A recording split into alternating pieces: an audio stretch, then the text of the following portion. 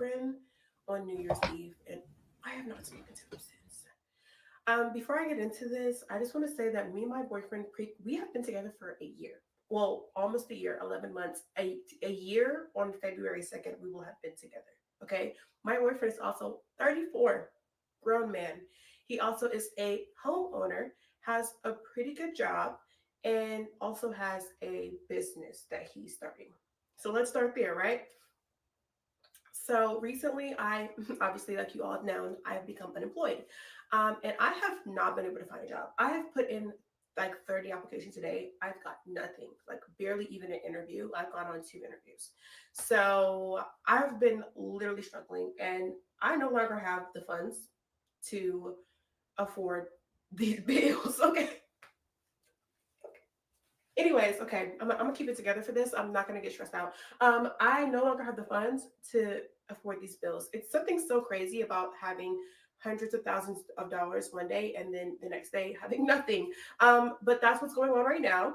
And so I am vulnerable with my man, and I go, hey, I'm gonna need to like stay with you for a little while I get myself together. Like, I don't have anything on the rent. And so I'm gonna need to move with you while I get myself together. Mind you, I said he has his own house, his own three-bedroom apartment in a nice neighborhood. He also has a best friend. His best friend lives with him, mind you, and has been living with him for however many years that he's like lived there, almost the whole time he's lived there. And so I'm like, if his best friend can live with him, why not his girlfriend, you know? So I'm like, hey, I need a place to stay. Which honestly, in hindsight, I should have even have to ask for that. He knew I was struggling. He should have said, hey, let me take something off of your plate. Like, come stay with me so that you can breathe and get this. If he really cared about me, he would have said that, but he didn't. He sat there and he watched me struggle and then watched me get to the point where I was like, hey, I just need a break. Like, I'm literally so depressed. I'm losing my mind. I can't find anything. Can you please help me? And he said, no. He said, no. He said, no, you cannot live with me. Mind you, living with him is free. Doesn't cost him anything. He said, no, I can't live with him. At first, he goes, oh, I like that we have our own places to retreat to when we get into our arguments. And wrong answer. Number one, when we get into arguments, we never leave. Like, we stay in the same room and we continue to talk it out until we work it through, which I think is a really good habit that we have and a really good green flag that we have in our relationship. Yes, do we get into arguments? So does everyone. Yes, do I lose my cool? I'm a woman, but I rein it back in and we figure it out and nobody goes home. So that's a weird thing to say. We've never even done that. Second of all, that's like a problem to me, not a solution. When we get into arguments, we should not be leaving, because what happens when we get married? There is no way to go. We both live in the same house. So maybe that's not a good habit to start. Being that we have not started yet, maybe let's not start that now. On our very first date, I told him that I wanted to be engaged within a year. I said, after a year, I want to be engaged. He said that's plenty of enough time for someone to know whether or not they want to get married or not. This is what he said. We have talked about it, I shit you not, probably 10 times throughout this year.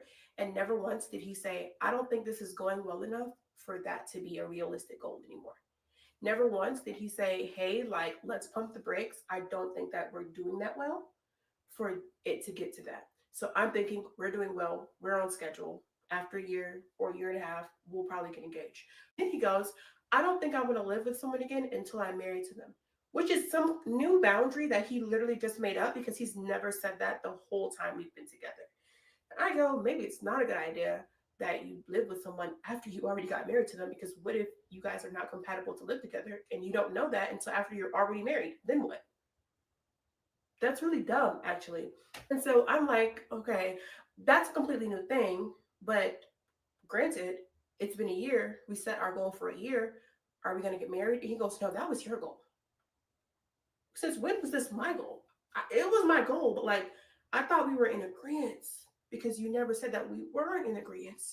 Clearly, I made all this up in my head, and this was never a goal. I just thought it was a goal because I continuously talked about it, and he never said that it was unrealistic. As a matter of fact, he said the quite opposite, that it was a realistic goal to have.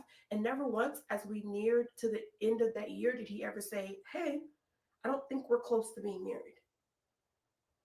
So imagine my surprise when he says, I don't think we're close to being married, we still have things to figure out because a couple of nights ago I got super irritated at him and yelled at him and told him to leave my house. And apparently that's enough of a reason for him to be like, whoa, I don't want to marry her. All right. So yeah. And so I said, hey, I'm actually scared that I'm gonna be homeless because these oh, I said I'm actually thinking I'm gonna be homeless because I don't have a job and these bills keep coming and I can't do it no more. I'm tapped out of resources.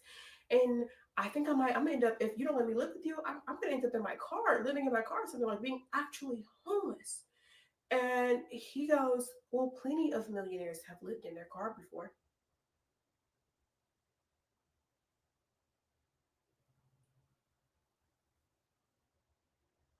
What the fuck?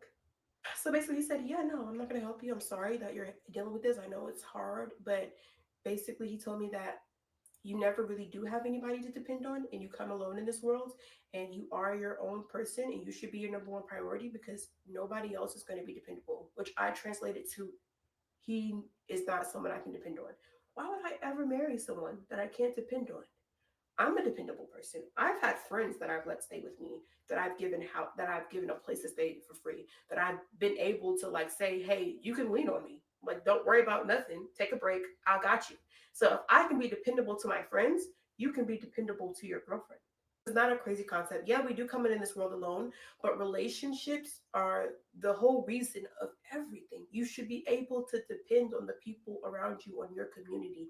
They should be people that you can say, hey, you do owe a responsibility to the people you love and the people you care about.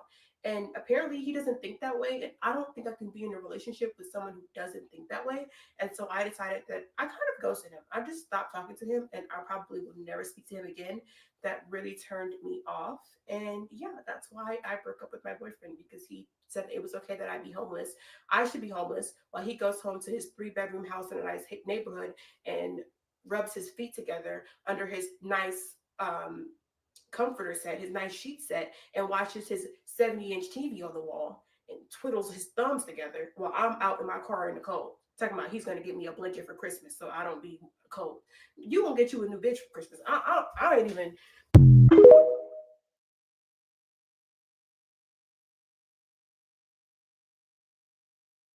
Okay, so I have come to clear my name because it's getting crazy in the comments. I just want to answer some questions and clarify some things about the situation of, if you didn't watch the last video, basically my boyfriend said I should live in, it's okay that I'd be homeless, live in my car, and he wasn't going to help me. I think this whole situation, I've just finished crying. This whole year has just been horrible for me, but y'all don't care. Let's get straight to it. So the roommate situation. When he moved in that house, people were asking me, how do I know it's his house? I know it's his house because when I first even went to this house, he had like frames on the wall, like pictures of himself that he had blown up and put on the wall in the living room. Also, he has like pictures of when he bought the house, like holding a little, sold sign.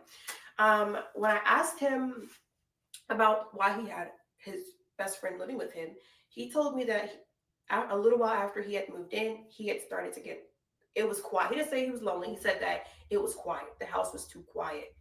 Um, I don't know if he asked the best friend, or the best friend asked him, but the best friend was there. Is he paying bills? People are asking me, is the best friend paying rent? I don't know, y'all. I know for sure that he's not paying utilities. I don't know if he's paying rent or not. He's also not the only person that lives in that house. Okay. He has this Asian guy that is living with him in the 3rd bedroom because there's 3 bedrooms. When I first asked him, how does he know this Asian guy? He said that he was a friend of a friend, one of his friends, I think in DC or New York, something like that, had a friend who was moving to Charlotte for a job and needed a place to stay. That's what his original story was. When I asked him again, like when we were talking about the roommate situation and me feeling like, I don't think you should have roommates, you have a good job. Um, he was saying like, oh, me and the Indian, we're good friends. We're really good friends. Him and the Asian guy, we're really good friends. I don't know when they became really good friends because at first he said that it was a friend of a friend. I don't know if he's a liar or, I mean, technically it's possible that he started off as a friend of a friend and became really good friends with him. But now he's telling me, oh, that's his really good friend. So here's when I realized that, and is the Indian man paying rent? I don't know, y'all. And these are probably questions I should have asked, but I didn't want to get too deep into his business. He's also super mysterious. Like, he answers questions in a way that makes me think that he don't want to answer them. So here's when I realized that maybe it's not what I see. I was on Facebook scrolling. I found this like roommate group on Facebook of people posting like, I'm renting this room, and people who are looking to move into people's houses. I find this group. I already think y'all already know what's about to happen. I find this group. I'm scrolling in the group, looking at all the possibilities of people renting their rooms in Charlotte, because maybe I might be homeless, maybe I might need to rent a room. So I come across a house, and I'm like, hold on. I know this house. I've seen this house before. This is his house. I click the profile. This is his name. So he's renting a room in his house for $1,000, utilities included. So I don't know if it's his best friend that's moving out or the Asian guy. I assume it's the Asian guy. His best friend is 40, mind you. And he's been living there for a while. I don't think he's going anywhere anytime soon. But I'm assuming that the Asian guy moved out. He never told me that the Asian guy was moving out. He never discussed this with me. I mean, it's not my house, but we had conversations about like if we're gonna get married, we can't get married if there's people living here.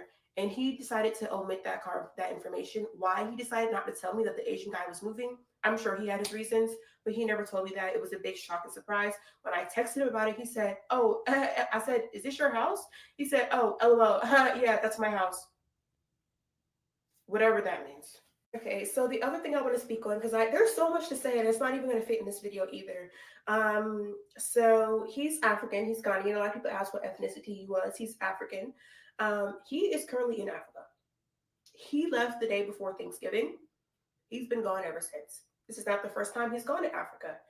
When I said he has an okay job, I meant he has a good job. He makes six figures at his job. He's highly educated. He also has a business that he's starting on the side. He's doing, I don't want to tell you too much information because I don't want you to know who he is, because I don't know. And he's doing real estate. He's starting a real estate company in Ghana. He's there right now checking on the house that he's building to sell. He's building a house there to sell. He's gone to Ghana before. In like June to August, he went to Ghana. He said he was going to stay for a month. He stayed for 2.5 months. It created a significant strain in our relationship, but he came back. Everything was fine. He decided to tell me that he was going to go to Ghana throughout the holiday season. I said, I don't think that's a good idea. This is our first holidays together. I think we should be together for our very first holidays. He tells me, no, I have to go. I have to go. I need to oversee some things that are going on with the project. It's way past due. The house has been supposed to be built. I need to be there. I'm thinking, what kind of things are they going to be doing over the holiday season? Like, it's freaking Christmas. What are they going to be doing? Like, what tools are you going to get in? People are going to be on break. But he said that he needed to be there to oversee some things. He did not take no for an answer. And then when I pushed him about it, he said, well, you get to see your family all the time. I want to go see my family. Now it becomes less of, I'm going to check on the house, and more of, I want to see my family for Christmas. What he's really doing there, I don't know. Do I think that maybe he has a secret family there because people keep asking me that? I don't know, man. I don't know the damn thing. I'm focused on the bills, okay? I need somebody to pay these bills. I'm not concerned about if he has secret families in Ghana. He said he would be back before New Year's. Clearly he's a liar. So he's not here. He's still not here. And I think that space though was what I needed to give me distance to be able to look at the relationship from a different point of view. Also, for the people that are asking me, why can't I just go live with my parents? My father is dead. He died to cancer when I was 12, and my mom is not really doing well.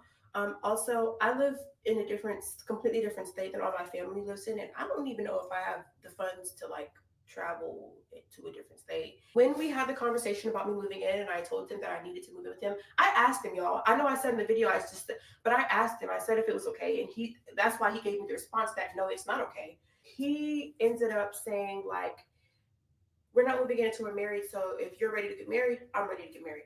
Really, that's not the proposal of my dreams. I don't know if it's anybody else's proposal. And I don't know if he was serious or not. Like, but to say like, oh, we got married because I was almost homeless is not the proposal of my dreams. It was very demeaning for him to just say that, like, oh, let's just get married then. Since you're ready to move in, let's just get married. That was very demeaning. I didn't appreciate that. I didn't like that. And I felt like that was the catalyst for me to say, I don't, even if you offered me a place to stay right now, I wouldn't even move in, because now I feel like I've begged you for it. I don't want anything that I had to fight for. I don't want a man to do something for me because I begged him to do it. I want him to do something for me because he wants to do something for me. So if you don't have it in you, you're not my man. Maybe you're somebody else's man, but this isn't going to be for me. So thanks everybody for tuning in. Like, this is the highlight of my year because it's been horrible. I It's been hard, but I thank everybody for saying nice things and backing me, because I was starting to think that maybe I was the one in the wrong and that I had unrealistic goals. So thanks everybody for saying that I was not asking for too much and he should have been there for me. So this has been really humbling experience for me. This year has been the year of humbling, 2024, and hopefully we don't do this again. Cause baby, I ain't got the enemy to be fighting. And just because I feel like now I have to, because people keep asking me, like, is this a skit? Did you make this up? Now I feel like I have to show proof. The conversation that I posted in the first original story time was mostly done over the phone. But let me show you the text message that he sent me when I originally, the first message I sent him saying, can we move it together? So this is the original text message of me saying, like, I guess I cut off the part where I asked him, but me being like, hey, like, I need to move with you, unless you don't want me. I tried to be like, I tried to be respectful. I said, unless you don't want me there, like, I'll respect your boundaries. And he said, I doubt that's a good idea right now.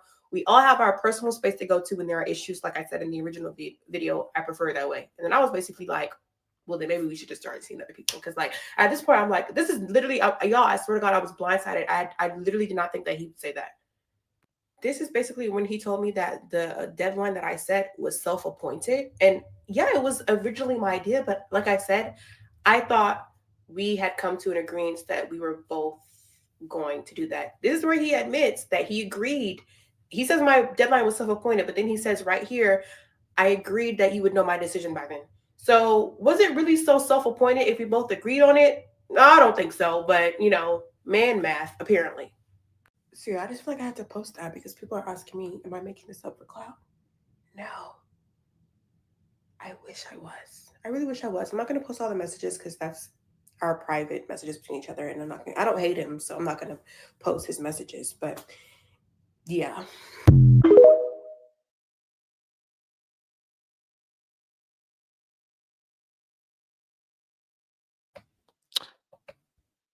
Woo! Hey guys, welcome to Little Blackbird 91. Listen, it's crazy and dark arts podcast combination as well. We're gonna have an open panel talking about the situation. It's gonna be a little bit crazy.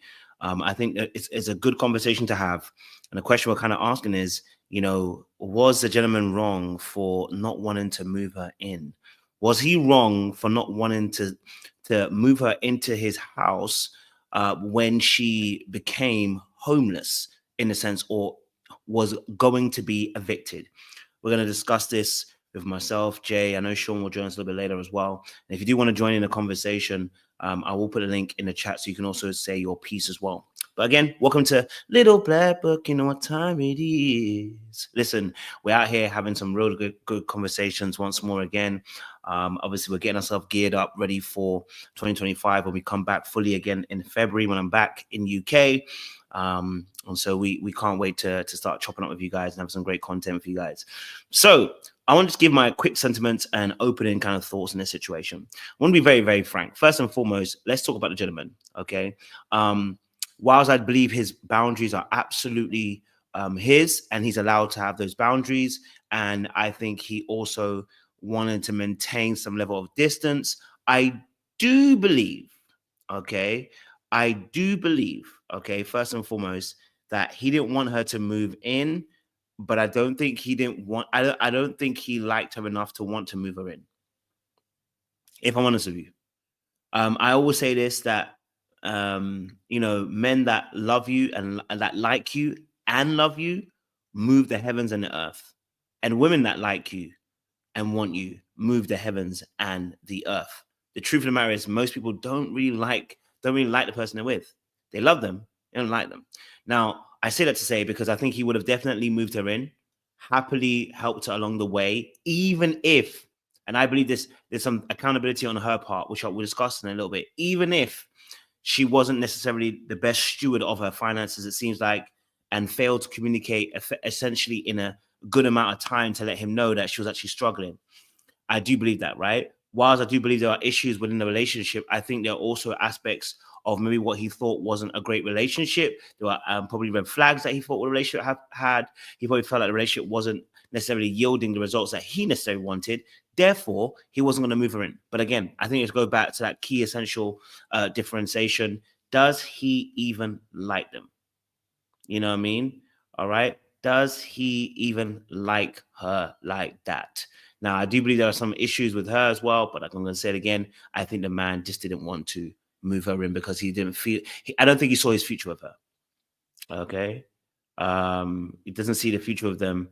And I think that contributed towards him not wanting to move her in and create more of a storm, because when you move somebody in, trying to move them out is a very difficult thing. So I can understand how that could have been an issue as well for him going forward. But it goes back to that same point again. He don't like her. He might love her. He don't like her. And I think that was also evidently clear by not moving in. The second aspect is obviously talking about herself, okay? And someone asks how long they've been dating for. They've been dating for 11 months. 11 months, okay? So 11 months as well, all right? Now, my second aspect on this is I see here that she seemingly is a poor steward of her finances. Number one, she didn't actually let him know that she was struggling until she's at the point where she's just about to be evicted. Number two, if it was only a short amount of time that you were about to be evicted, let's say, for instance, just last month you missed a payment and they said they're going to evict you, which doesn't usually happen. Eviction notices normally come a few months in of missing rent. Then in that space, right, you've had a problem going for a little while. Why didn't you communicate that? You know what I mean? Why didn't you ask for the help so that you can see where he would start guiding you to different areas? Maybe it wasn't necessarily financial help that you needed. Maybe you needed guidance. Maybe there was an aspect where you also, needed some support in terms of emotionally, mentally. He could have been there for you through this period of time. Also, a lot of her dialogue and language was very much, I need these bills to be paid. And it was very self-centered, very centered on self and her and what she needed without really focusing on the relationship or the people within the relationship. She made it sound like he was a financial tool. All she cared about was, again, back to getting my bills paid off. So yeah, that's something also that I was looking at as well. Now I'll address that, Jessica B. Thank you for letting us know that. So yeah, there's a lot going on that I think could be discussed. Of course, the relationship, whether it was in the situation, whether the relationship was even in the right place. If we talk about that, because I think like when it comes to her conversation, there was a marriage that she wanted to get married by. She said she wanted to do it within a year. He did propose, but it wasn't the right kind of proposal. Wasn't going to be a proposal. And, she turned that down because it wasn't the right kind of proposal. Also, she wasn't sure if he was just trying to get married to her because she was homeless. And so there's a couple of things, again, like I said, there's a couple of questions that need to be asked in regards to her and her behavior in this relationship as well. So we'll discuss it and we're going to have a good time talking about it, but we'd love to get you guys' thoughts. So if you want to have your say, I've put the link in the description box. Let us know your thoughts. We'll definitely bring you up and let you chop it up with us as well in this situation. But let's go back a little bit.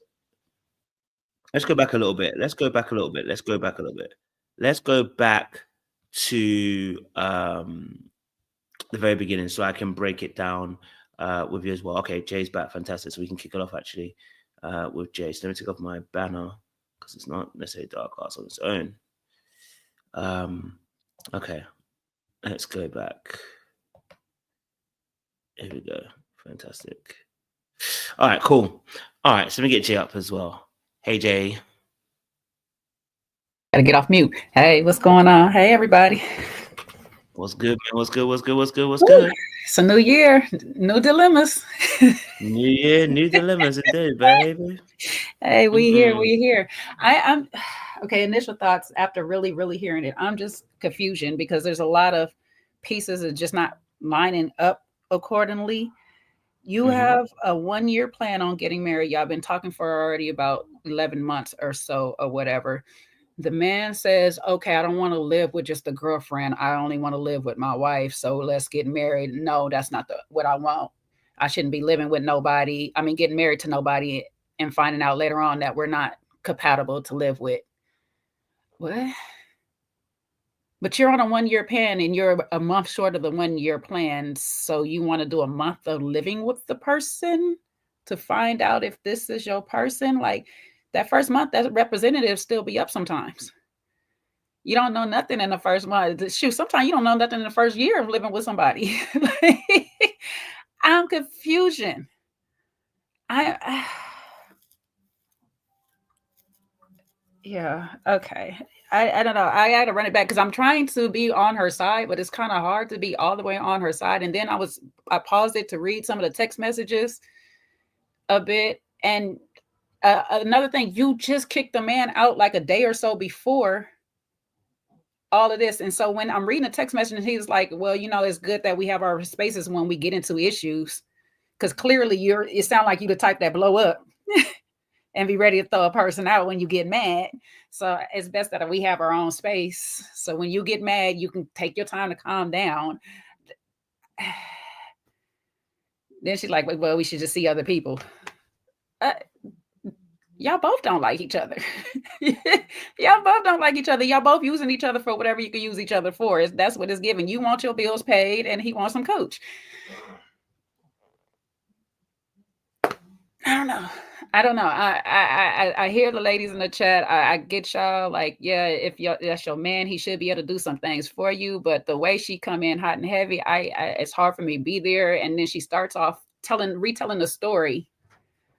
I just told him that I should move in with him, just to come back and say later on, no, I didn't really say it like that. I asked, then why don't you tell the story the way it happened?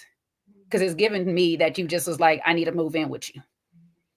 You need to let me stay here. You got other people staying here. Why can't I stay here? So then I'm gonna be like, well, where are your friends? The friends that you allow lay on your couch, where they at? Call them. Whose bathroom is she in? Like, I got questions. I got questions. Yes, Darika, why was she even evicted in the first place? Like, what? I got questions. Like, you went from hundreds of thousands of dollars. Do you not have none of that saved for emergency purpose? Are you not prepared to say, hey, let me make sure these months paid off or whatever and stuff like that before I get evicted? Did you pay those months off? And now we're at the tail end and we ain't made no plan. It's just so much. And that bathroom looks nice. It's clean. Bathroom, you look good, look clean, look pristine. You ain't lying. I've got someone in the background who wants to also add. Okay, Yao, talk to us. Hello, Yao. How you doing? How's everybody doing this evening? Hope all is What's well. good, man? Blessings and abundance. Brother Kojo, and everybody, and good evening to you, Mal. This story, there's a lot of intricate parts to it that I feel like obviously a lot should have been communicated a lot early in the relationships, so that way the boundaries and expectations have been met and fulfilled. Because once those boundaries and expectations have been set forward early in the relationship, we won't be where we are presently at this moment in terms of the function and the dysfunction around the relationship as a whole. So it's important for us to have that communication early on. But like you said earlier, Kojo, if somebody really loves you and they adore you, we'll go mountains and heights and different levels for you at that moment, that we'll realize like this is the person for me right now. And so it's important, to always have those conversations early, but understanding that when you love somebody, you're going to take them in, even if that's your wife, girlfriend, whoever the case may be. You are going to take her in and multiply her and add resources. But it always has to be reciprocated. But going those lengths and not understanding that this is the woman y'all going on a year, let her stay with you. That's your woman.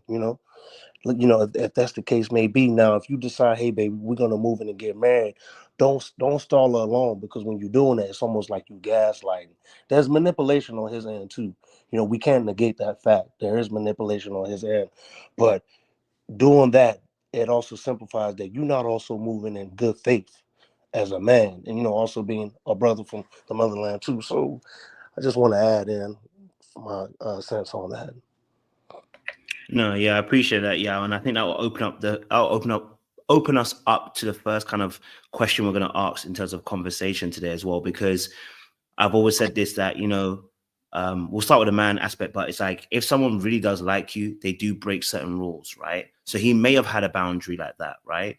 But because they're in a relationship and they've been dating for 11 months. Now, I don't like the way that she presented it. I don't like the entitlement around it. I don't like the way she delivered it. But if I really like you, you know what I'm saying to you? Like, if I really like you, I am going to bring you into the situation. Now, would I have to bring certain rules and say, hey, look, we're trying to get to X, Y, and Z? And I think this comes back to that leadership aspect with us as men that we'll probably be talking a lot more about in 2025 in terms of how we handle certain affairs, right? Now, again, I'm not giving her a pass and saying that the way she dealt with it is correct, but I'm just kind of giving that first aspect.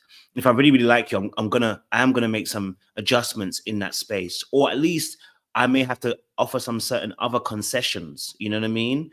Or some other ideas as to how we get around this issue. Maybe whether it's me helping with the finances a little bit, whether it's, if I've got family members that maybe can stay with, or trying to even ask you, what have you thought about in terms of solutions before we get to a point of you moving in, if that's a last step that I'm a little bit against because of whatever reason I have. So yeah, I definitely hear what you're saying in that respect as well. Like we do make some certain adjustments for people that we really, really like as well.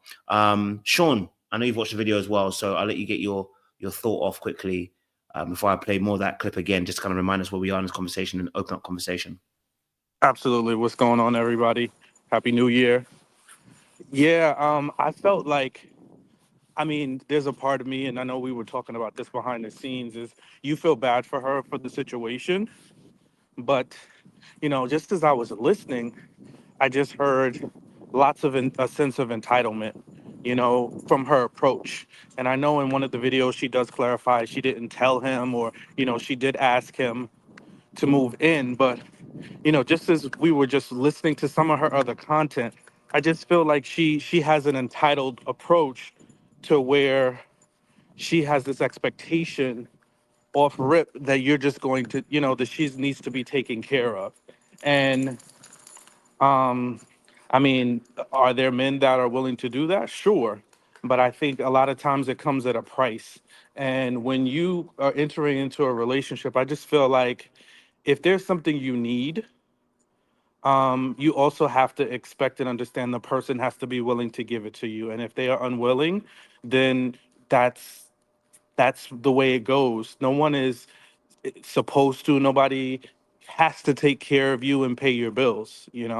So I just think like her expectations, are something that left a little bit to be decided when I heard her talk. And she also sounds delusional because she talking about she ghosted him the way old boy did her dirty. I don't think she ghosted him. I think he quiet quit her, and pretty much he used this as a way to kind of break up with her because he was very heavy-handed in his approach and the way that he was even just talking to her about telling her, she could stay in her car. That's a millionaire's. Every millionaire has that story of, being broke in their car. So there's a part of him that really just didn't like her too. So. Yeah, to add on, I think, Sean, it's very important for everybody, significant other, man or woman, to at least have their own. Have your own, so there's a level of balance and sustainable and stability in your regards, to where if a situation like this breaks out, you have a proposition plan B in play and ready to go. It's important for us to all have our own. It sets and lays the playing field on both sides. But we understand, men and women, we need each other.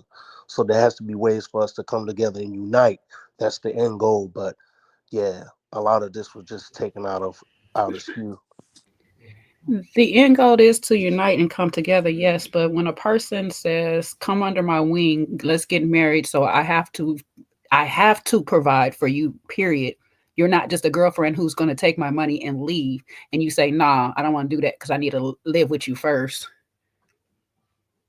is wild, then you shouldn't be giving up your cookie to him in the first place either. You know what I'm saying? Just get it, stop it all in the beginning. That's what is throwing me off with this story. It's like something is so off with the story that I'm almost not even believing this is a real story, that she's kind of like pandering right now, because it's just, what? You have a 1-year rule that you want to be married in a year. You're giving up the goods, but when you're struggling, you want to get mad and say that he doesn't notice you struggling. He'd rather just tell you to live in your car or get married, but you don't like the way that he proposes to you. And now you feel like you're begging, so you don't want to be with him anymore. I'm so lost. Seriously, I'm really trying to be on her side, but I'm really, really lost and confused on this. Okay. So question then. You're getting evicted. You got a man that you've been dating for 11 months. Okay. All right. I guess this question's got several splits, but should he take you in? You've been dating someone for 11 months. They obviously, you just go for a struggle. You lost your job. You're now looking like you're going to get evicted. Someone said that you can be evicted within 6 days in their place. I didn't know that it can happen. I think someone said Dallas or Texas. But you're about to be evicted. Should your man take you in? Yes or no? And I want reasons for it from your perspective. Again, we're going to listen. We ain't going to judge. Okay. But I would love to know your viewpoints. Should that man take you in? I want to hear from your perspectives in that space as well. Okay. Let's ask it. Oh, before we do, let me get Jessica's point of view. I know she was in the chat earlier on. Jessica, just give us your viewpoint really quickly of your overall, and then I'll ask the question again to the panelists. Welcome. Hi, thank you. No worries. I think that she did not go into that situation strategically. I am someone who always advocates for women to kind of have their own, not necessarily like a backup plan, but be self-sustaining. And I think that she kind of almost put all of her eggs in that one basket, which was that relationship. And, you have to go into a relationship or any situation knowing that you have a sense of security for yourself, because I really don't think it's fair to the man. And I can't believe I'm even saying that, but I really don't think it was fair to the man that she was depending on him fully to 100% come save her in that situation.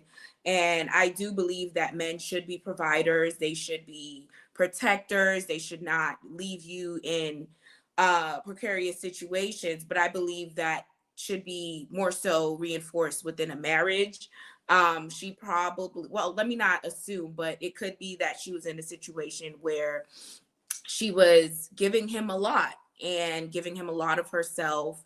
And those expectations were not necessarily made clear in the beginning of the relationship. So even though she was asking him for marriage and all of that, you have to give the man an opportunity to lead as well. And I do believe that in a lot of cases, men know if they want to marry you, they know if they want to build a life with you. And it just didn't seem like he wanted to kind of make that investment just yet.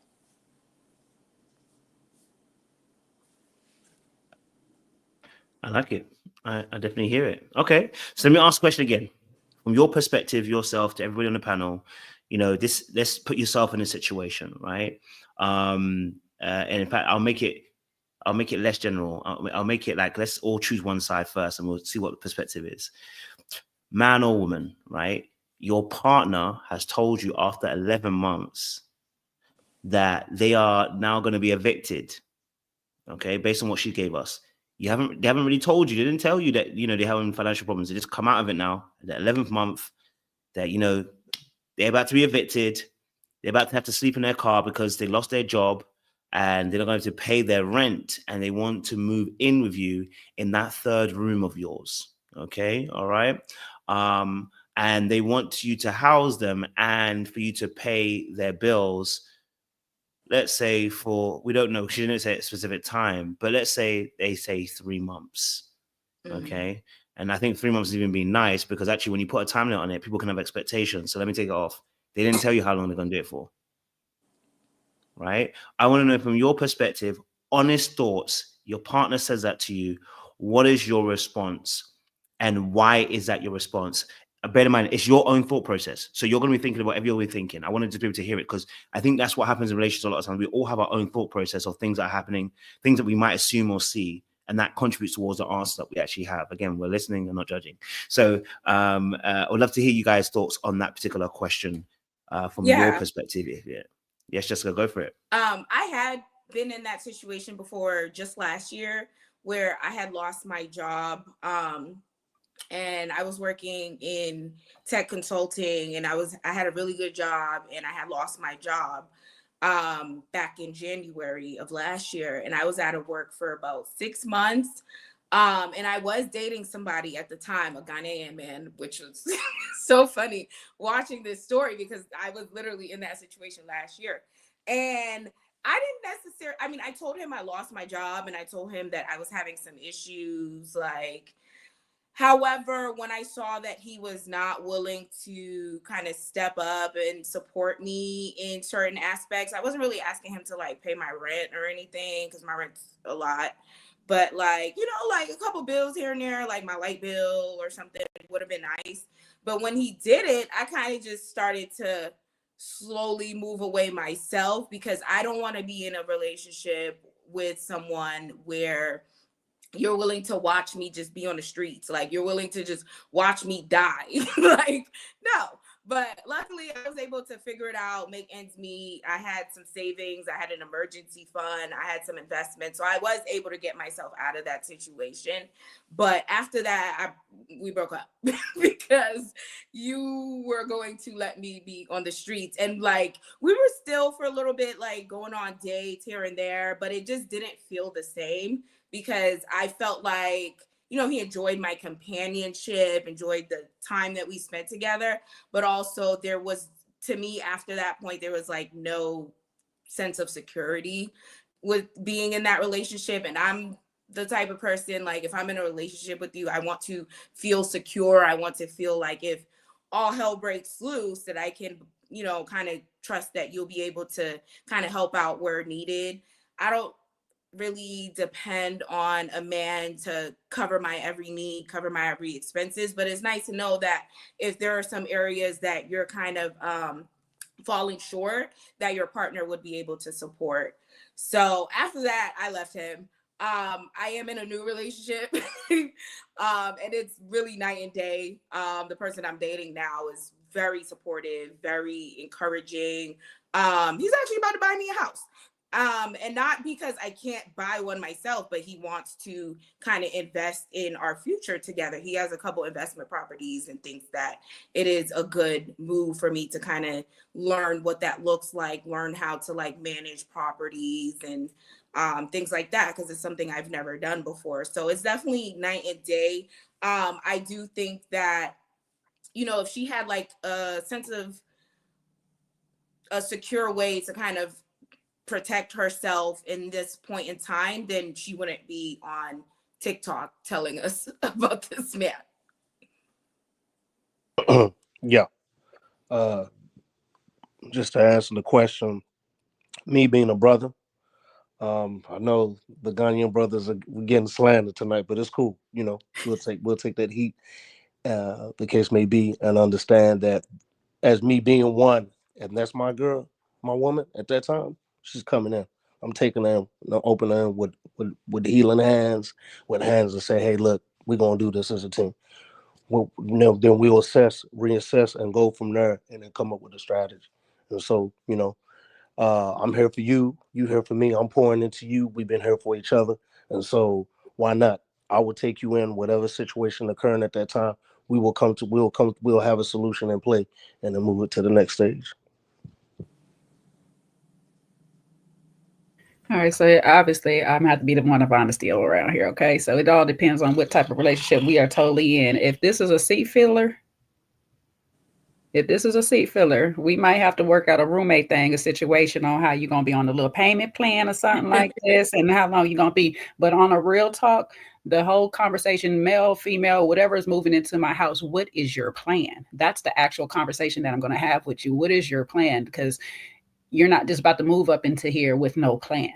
So what do you see? If we doing 3 months and then you finding something else, what you doing? I mean, I even got a plan with my daughter. Like, what are we going to do? Because you're not just about to be up in here and moved in, because once people get in your house, they start feeling entitled to stuff or whatever. And now I got to treat you like a whole landlord and get security to get you out. No, we need to figure out, we need to put this stuff in writing. No, seriously. I got to back you're my right. stuff. I agree. I got to put this stuff in writing and stuff like that. Or I'm doing like, oh boy, are we getting married? Because now we actually have a contract on why we're in this together and how we're going to stay together. But otherwise, you're just not about to move in without some type of contract. Because then next thing you know, I'm getting evicted from my own house because you done took over somehow. You done squatted your way up in here. So no, before you decide you're going to squat up in this house, we need to figure out what's the plan on what we doing next. Are you getting your own place? Are we working towards marriage? What are we doing? Yeah, That's squatters is a real problem. So that's But you know, it's funny. I've seen squatters on both sides too. Even on, you know, on the men's side, where I've seen situations where I've talked to several female friends. They've told me, hey, I've dated a guy within several months. He's already trying to move in. Some of his belongings is already starting to migrate inside the house. And I'm like, whoa, did y'all say y'all was in a relationship? Oh, he made it seem like I was in a relationship, but he wasn't doing that. He was only gaslighting you so you could keep it going and keep, so that way he knows he has a place to lay his head. So you see it on both sides, long-term relationship or not.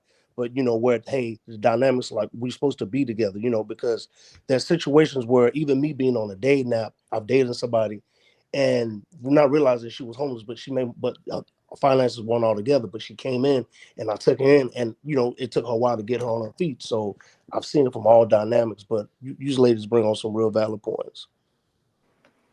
We're gonna explore that after, y'all, because you're gonna hold that point because we're gonna ask you some questions. But go on, Sean. Yeah, I think, you know, when I think about for myself personally, similar to what Jay's saying, it depends on how I see the relationship. Now, the way old boy threw me a curveball was when he proposed, like, well, we can get married, but then everything else that followed after that was not even, he didn't treat her like somebody that he was preparing to marry. So I think he wanted to get rid of her, and I think maybe he put that out there because he knew there wasn't going to be no marriage. Because as Jay mentioned earlier, they were having an argument, and she told him to get out of her place. So I think it is very difficult for her to kind of expect, like, you're already having some challenges in the relationship. It's still fairly new. um are y'all on the same page? Or because once you live with somebody, that's a big commitment. It's a big commitment, and I definitely understand, and I feel bad for her financial circumstances. I can completely empathize and understand with that, but you also have to understand the other part of it, and I would be thinking about that, like, we're already a little rocky. Things are not even smooth sailing. I was just kicked out of her house, and now you want to live with me, and you, not only it's like, oh, I'm having challenging times. You don't have a job. The job market right now is crazy. yeah. I'm currently exploring it, and it is crazy. It can take quite a long time for you to get a job. So I would have to really be thinking long term. And if my long term is like, I could just live with you, and I'll be comfortable with you in my space for indefinite amount of time, and if that feeling wasn't there, I'm sorry, I wouldn't just be rude and cold. I would say maybe there's some other options that we could try to, would you be open to talking through other alternatives? But I don't think I would just be like, yeah, you can just come in and live with me in my house. I would be hesitant. I'm sorry. Oh, you just brought up something else too, Sean. I have to really think on how we are interacting together when we just in two different spaces. And you can go to your own house, but do you bring peace when we just in a space together. Because listen, I ain't easy to live with either. So sometimes I get annoyed just the fact that you breathing too hard while I'm trying to read a book. Like when we have time together and we in each other's space, how do you make me feel or whatnot? Do I feel like I gotta fill the room, or can we be in silence together? You know, like I like things a particular way, this type of stuff. It'd be so many questions. You probably wouldn't even want to live with me at the end. Be like, bro, like it's okay. I'll figure it out. I think also she was probably trying to expedite that relationship a little more when she started when she found out she was about to be evicted. So she was moving in a sense out of desperation a little bit, because you don't really, when you're in that situation, you're about to lose your home, you're about to lose everything, you're not necessarily thinking clearly. So maybe if he was willing to welcome her into his home, they should have definitely had that conversation, like you were saying, Jay. Like, what is your plan? Are you going to get a job? Are you going to like start a business that is going to be profitable? Like, what are you going to do to get yourself back on your feet? Because you don't want her to get in a space where it's like, okay, she has a roof over her head now, and now she doesn't take any type of opportunity to improve her situation, and she's just like chilling on the couch all day, and that would piss anybody off. That would piss me off. And I hear you, because I can see her expediting the relationship. But then when he says, okay, well, let's get married, then she's like, well, that's not the proposal I want. So it's like on the expedition, like, like what is happening?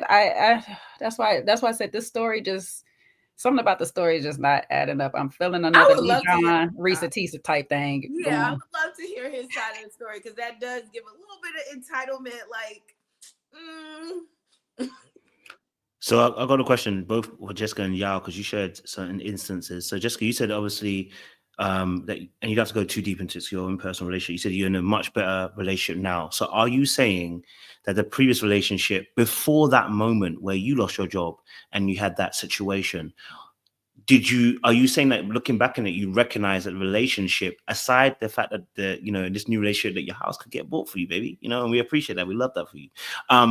Aside that aspect coming in, are you saying there were certain things in that relationship that actually were, looking back at it, was not a great relationship? Because the way you kind of depicted it was almost as if now the relationship you're in is a great relationship, aside him wanting to buy the house. That's what I took on as what you were saying. So is that what you were pointing out? Because I think that then highlights what we're saying about this young lady as well. So just to give us a bit of understanding from your perspective. I would say no, because the person I'm in a relationship with now, we have actually known each other for years prior to this. So we were friends for a long time before we even entertained the idea of being in a relationship.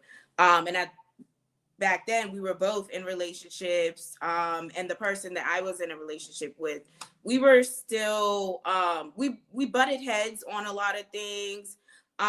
We were still trying to make it work, but I think I knew, like, deep down in the long run, like, it wasn't going to work, which is why I didn't really feel crushed or anything when the expectations, not even expectations, when what I thought would have made the situation a little better were not being met, because I kind of was starting to like pick up on certain things, and it really didn't surprise me that was the response. Cool. I appreciate it. Thank you for sharing that. And then Yao, you said obviously that for you, in your situation, you had a young lady who you were speaking to, and then you moved her in. I want to know from your perspective, what made you feel comfortable to do so? And was it soon in a relationship? Was it late in a relationship? Was there even a relationship? Like, from your perspective, what was that? What was the reasoning for you bringing her into your home to be able to help her out on her feet? And did she give you a time limit?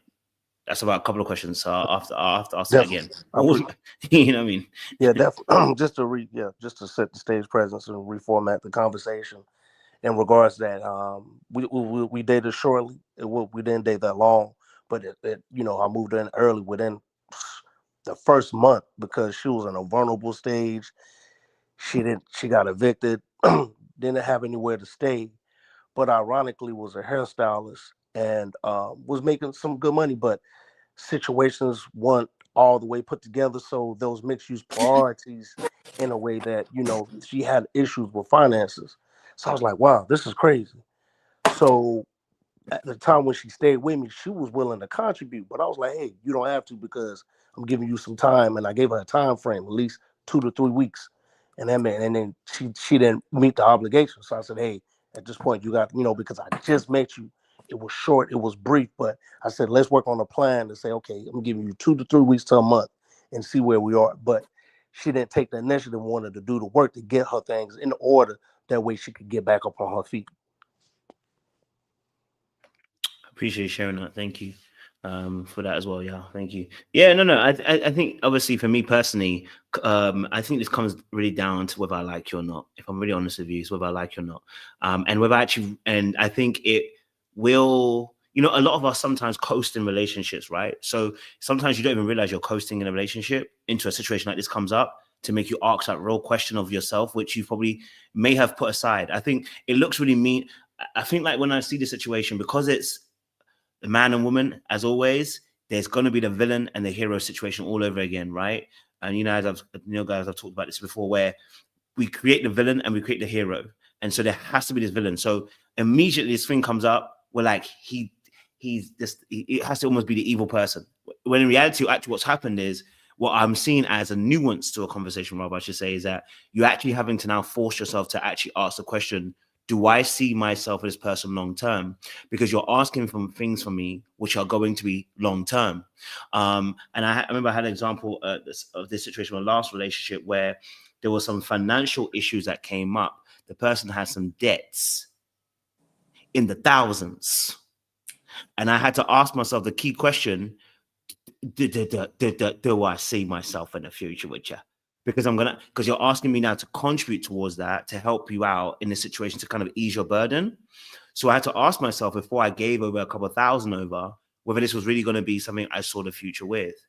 And that was actually the question I came to myself when she didn't ask for thousands, but she asked for me to help her.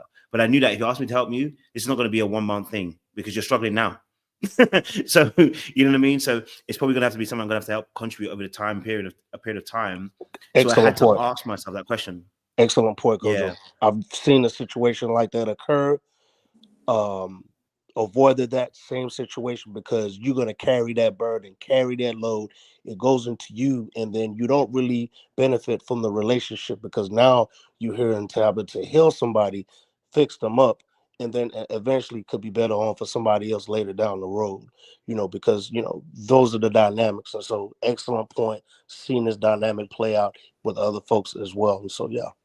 What is it, Sean? I know you gonna know. If you're not an investment, you're a liability. So that's probably how he actually looked at her. You're a liability at this point right now. You're not a good investment, a safe investment, a worth it investment to him. You know what I'm saying? Maybe to somebody else, but it was an investment that he wasn't willing to take with her. So it's something. I mean, we can look at him as a bad guy, but she has to look at herself on what it is about me that he wasn't willing to invest into me or this future or whatever and stuff, and vice versa. So it's just like you can paint him as a bad guy, but especially with you running around here making these pretty privileged videos and all these other things is, well, what about me that didn't want this man did not want to invest in the future with me? Because that's basically what he said. Yeah, because you got to look at it this way in hindsight. What value are you contributing to the relationship? There's a balance. What value are you contributing? How are you contributing so it brings ease on both sides so we can both win the fruits of our labor within the relationship? That's the foundation of everything.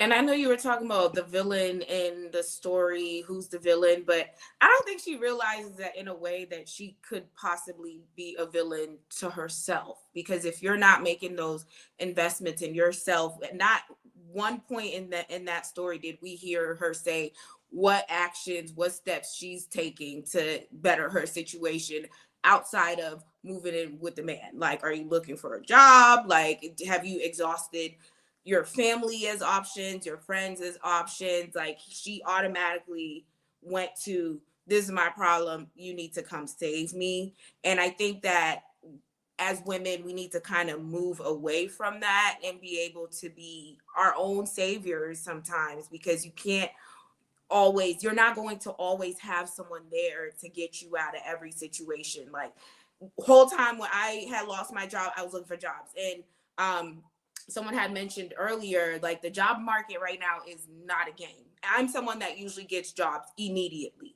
I have 2 master's degrees.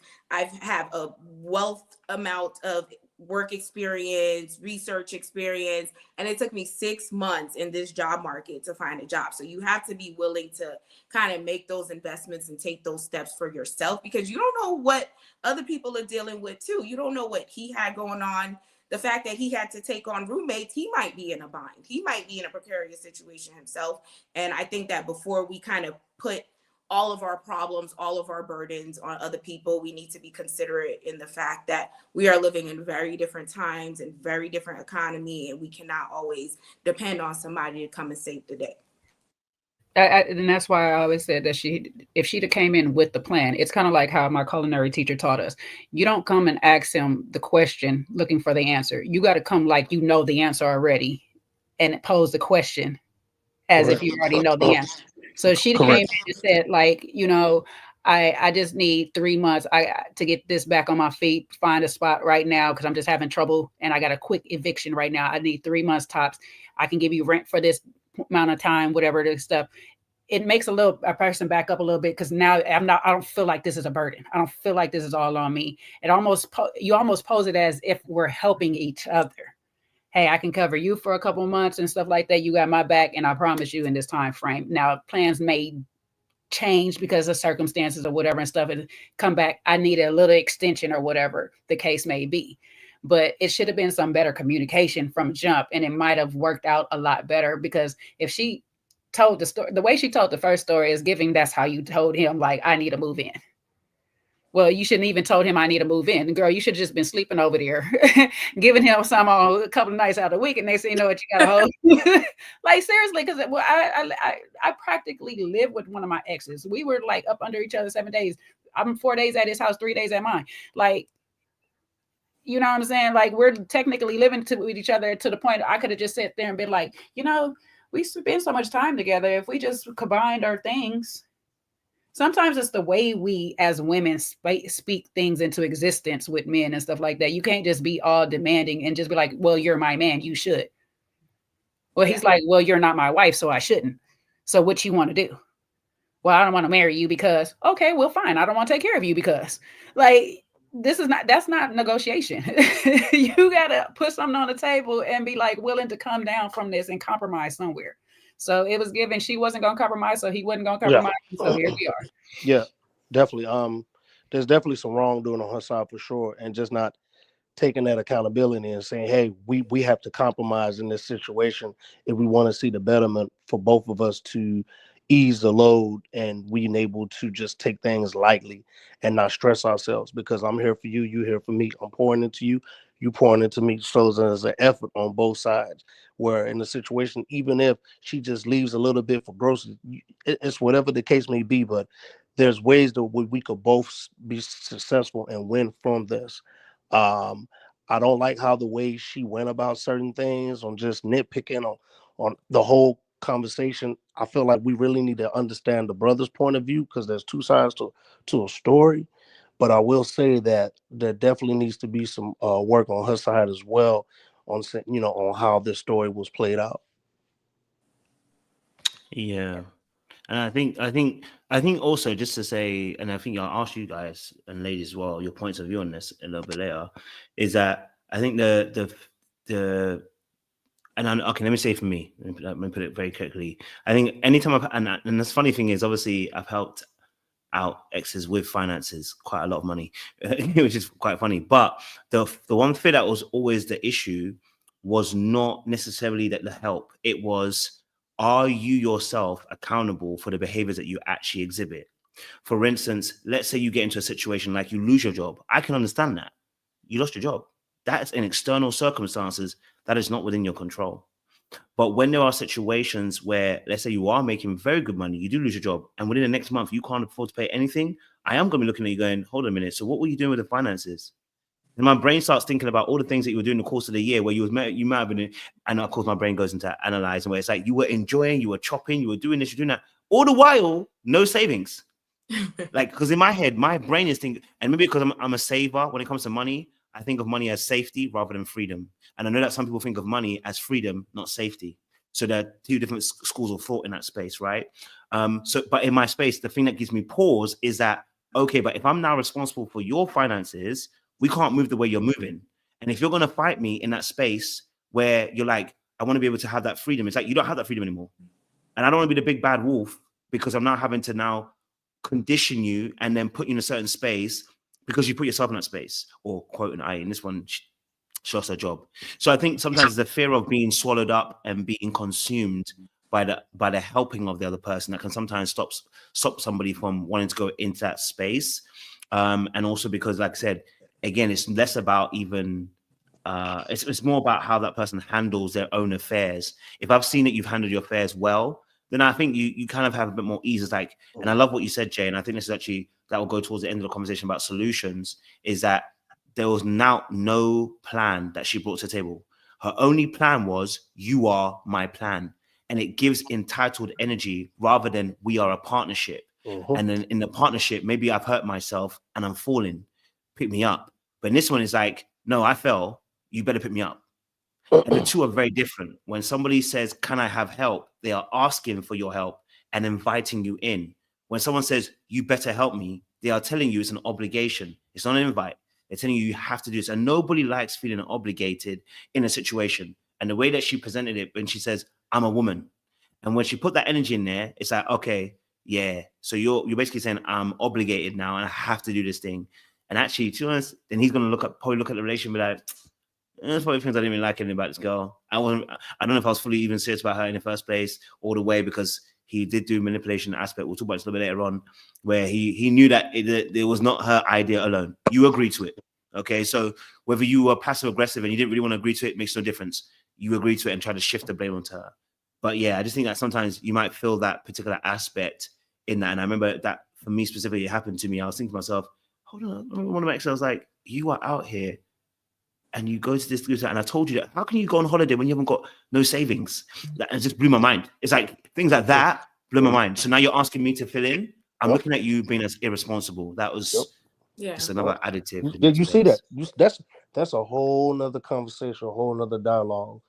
But in habit, it makes you realize that everybody's not essentially behind the eight ball, because I've seen instances where they're so behind on their finances. You're like, whoa, why are you doing XYZ if you're not where you need to be?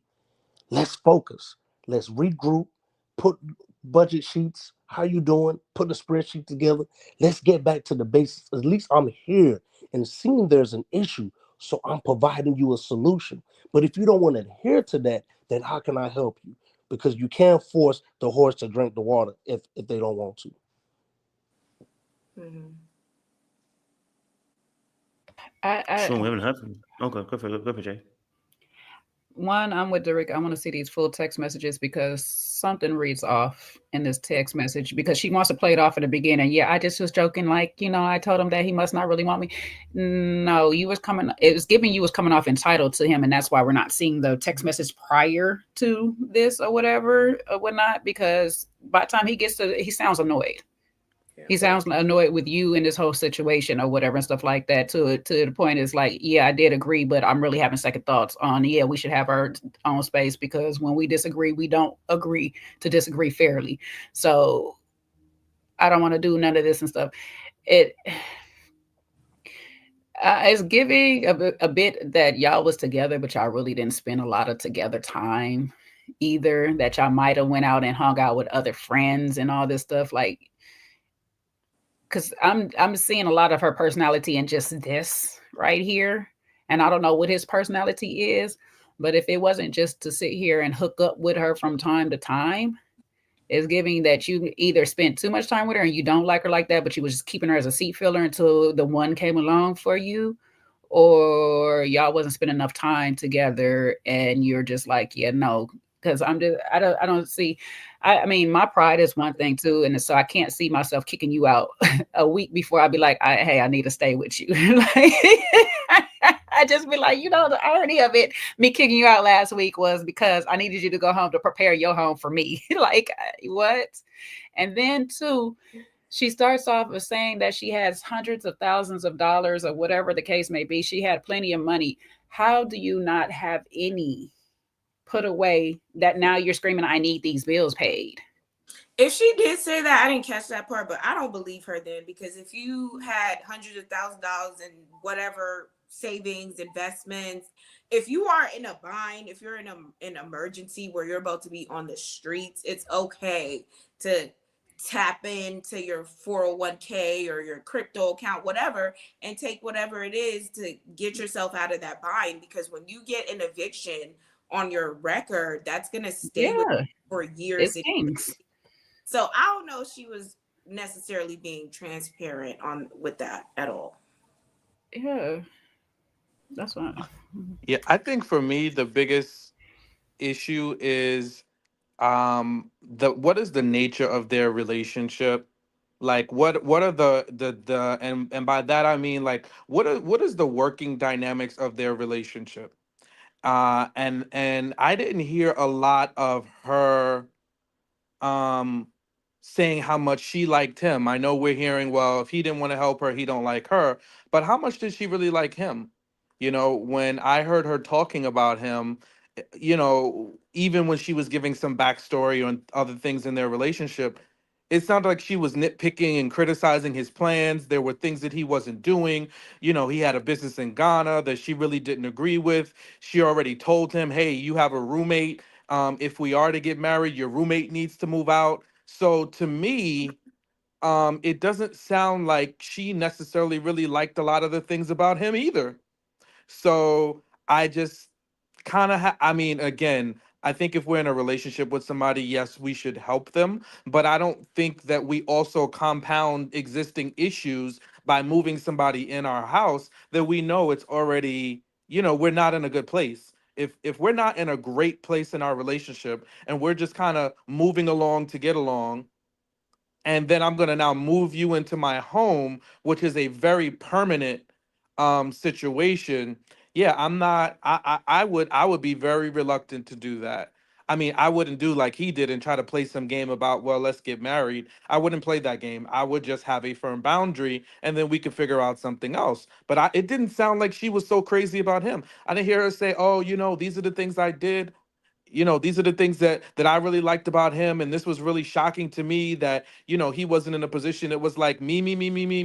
I need, and he didn't do, and he didn't do. But what are you doing, and how are you showing up to be a good partner for him, and somebody that he would ostensibly want to take care of and help? That's a good point. That is a good point. So, obviously, you mentioned something, Sean, as well, and I think Jay, you've mentioned this, and Jessica and Yao as well have mentioned this about the state of the relationship. So, what should the relationship be looking like if this was to be, let's say, for instance, what would the state of the relationship need to be like for you personally in order to be able to move that person in, for you to feel comfortable to move that person in and make that decision? What would a state of relationship need to be like from your perspective for you to be able to move that person in with comfortability, not you thinking about, oh, maybe not? Like I said, it'd have to be like we spend majority of the week, at least 4 days out the week that I've been spending with you on a more than consistent basis. You know what I'm saying? Like, I'm not going to give it a full time frame of a year, but in that 11 months that we've been together, I feel like about 70 to 80% of that time I've been with you, I've been around you, I know enough about you to say, you know what, I can see myself. And that's my thing too. I have to see a future. If I just don't see that vision with you, like I really have in my head that you're temporary, if I don't see you as somebody long term that can actually protect me, not just financially or whatever and stuff, but like spiritually, mentally, or whatever and stuff like that, if I don't see that for you, yeah, I'm not going to waste my time on it. So it's just those things have to be in place in my head, and hopefully they're in your head too. But in my head, I have to be able to see me coexisting with you all a long term. I can't be somebody that I feel like every time I wake up, if you say something to me, we're going to get in an argument and then we don't have no resolve. That's another thing too. How do we resolve arguments when we get into it? Are we humble enough to come back to each other, apologize, talk it through, and work it out and try to move forward or whatever and stuff like that? But if we're not doing any of that and we're just effing around, yeah, no, I'm not.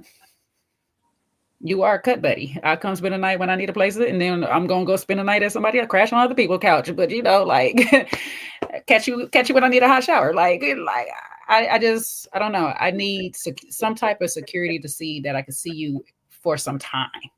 I would hate to move in with you and 2 weeks later we are at odds. And I've had a situation kind of like that before, and like literally in a week after that odds, I was gone. So yeah, no, I won't do that again. That was a lot. For me, it would be to at least be on the same page with what the future looks like, because in a lot of the clips, she was kind of alluding to the fact that she asked him for marriage. She asked him for moving into his house. She asked him for X, Y, and Z, this and that. So it kind of gave that she was dominating that relationship for quite some time, and he was just along for the ride. It doesn't really seem like he was an active participant in that relationship at all. And that's why when it came time for her to loop back around and ask about, are we going to get married? Are we going, or am I going to move in with you? He was like, these are your ideas. These are your plans. This is not my plan. This was not my idea. So it just seems like they were not on the same page at all.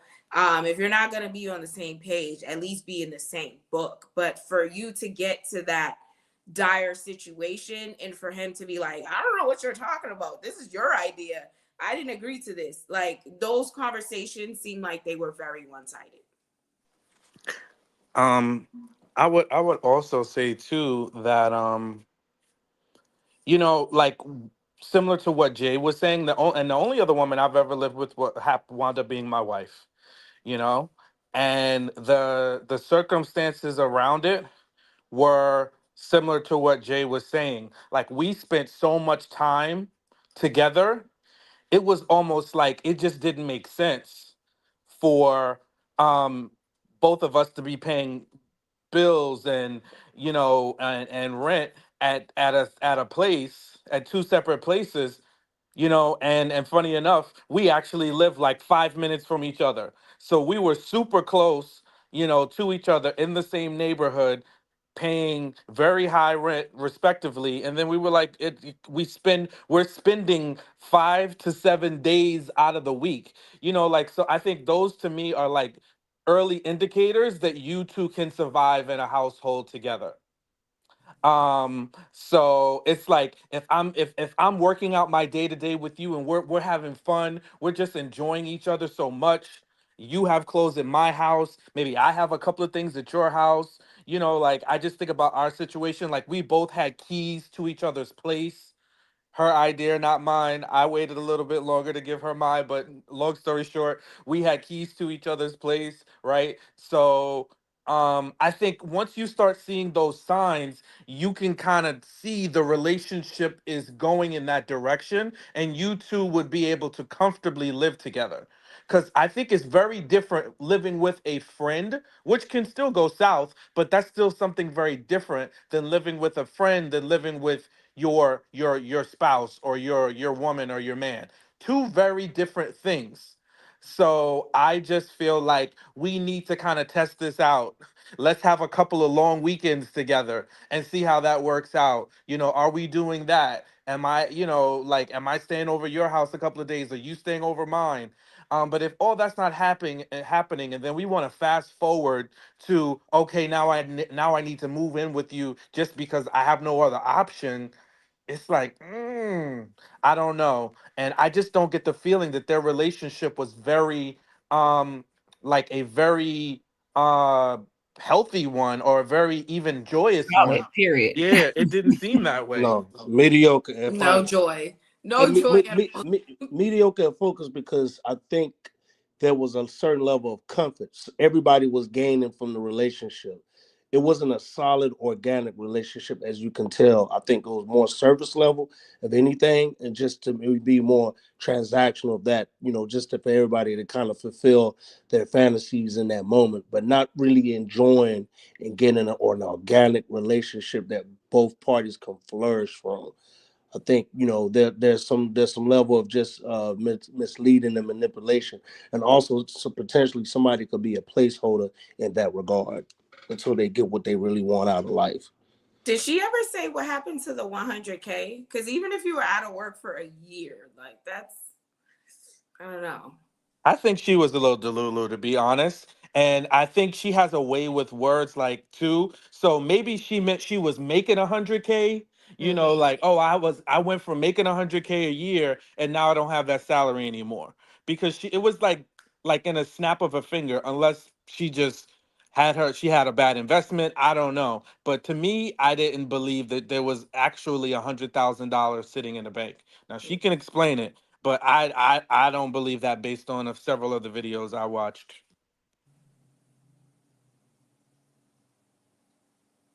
Yeah. Everybody All go. right. Oh. We're here. My bad. Okay. So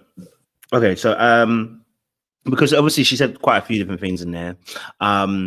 So for me, I wanted to ask, I have questions written down. Okay, so Jay kind of touched this a little bit earlier, but I want to know, how would you go about actually asking this question of a partner? So if, let's say, for instance, you are in a situation where you are about to be evicted, you are about to, be on the streets, as they said, and living in your car like it's pursuit of happiness. How would you ask your partner that you need their help in this situation? I know Jay kind of touched on it, which was really good. But I would love to be able to hear your sorry, apologies about that. I'd love to hear your perspective on how would you go about asking your partner that particular question? I don't know. I've never really felt comfortable asking people to sponsor my entire life.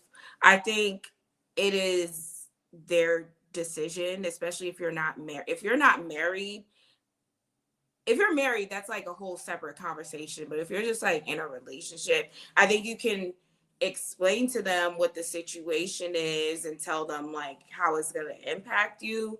But as far as just like, if it's like a really dire situation, maybe you could be like, I'm in this situation, I'm in a bind. Here's what I need from you. And here's what I can do in the meantime to make sure that it's not too much of a burden on you.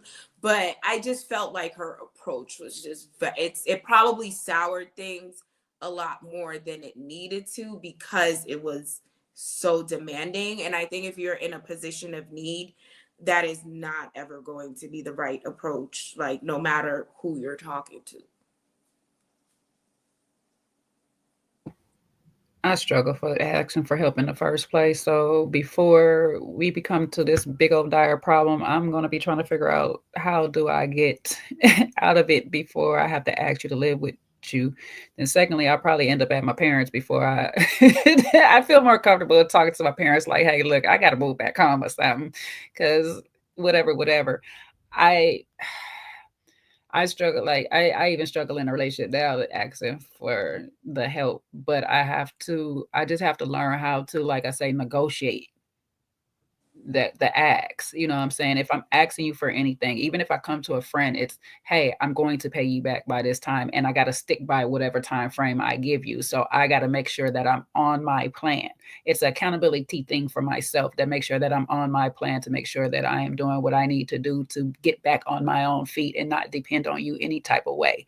I don't like to be a person's burden. I like I even put a post up the other day. It was just like, I prefer friendships is I do what I need to do for me and you do what you need to do for you, so we can just be happy with each other. We don't be dependent on bringing each other down. So for me, I'll probably, if I ever do ask, I'm already like past. I'm probably already been staying in my car already. Like I've probably already been there. Like you ain't even noticed I was in my car. Like I've been sitting outside your house every night in my car. Like so I don't know, but I always have to have something on the table, like Jessica said, to be able to negotiate my asking. You know what I'm saying? I don't want to bring, I look at everybody, everybody's going through something. You know what I'm saying? So I don't want to bring my something to your something, and we both down. We both in Squid Games now. Like, yeah, no. So yeah, I have to have something, some way to negotiate it, some way to be like, hey, I got you for at least these months or whatever. If you got me now, I promise we can put it in writing. This is what I got to give you back in return. So I just don't like feeling like I owe anybody anything either. So that's the other part of me. Yeah, I feel like if you explain your situation and somebody offers, then I feel, me personally, I'm more willing to accept and receive the help as opposed to like, this is my problem, I need you to solve it, I need you to do X, Y, and Z. Like, if I present to you that I'm in this difficult situation and you're just like, oh, okay, I'm not asking you for nothing. Like you said, oh, okay. That to me means figure it out. Sorry to hear that, like, I'm not gonna be begging, like, I need to move in, I need you to pay my rent. Like, you don't, again, going back to being a burden on someone, because everyone has their own plate that they're dealing with as well. If they're not offering and providing that support, maybe it's because they can't.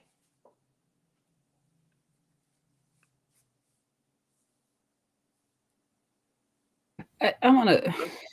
It's a full of report because I just went through this at the beginning of the year, like with my sisters and stuff like that. And that suggesting thing, or I want to just talk to you about my stuff, and I expect you, because that's still an expectation. You're expecting somebody to help you with your situation just because you talked about it. No, I my boundary now is you literally have to ask me, or I'm just going to expect that you got it covered. And you want to that's what I'm going to just be looking at you like you just want to vent right now, but you got it all figured out. So I don't know about this not asking my partner. I'm going to definitely ask when I need the help. Like, but I know I just have a hard time asking for help. I'd rather try to figure it out on my own because I don't like being a burden. But if I get it comes down to it, I got to be a burden. Hey, guess what? Babe, can you help me? Now, when he tell me flat out no, then yeah, I'm definitely about to assess. Then what the hell I'm giving you some coochie for if you can't help me? Like, oh, what am I doing? Whatever I'm doing for if you can't help me. But I'm not going to sit here and be like, well, these are my plans. He's going to say, good job. I'm glad you got some plans, babe. I hope those work out for you. No, I need money now. Can I have this? Y'all better stop suggesting. Y'all be wondering why these men be looking at y'all. Y'all better go ahead and ask like Dorica said, like they doing.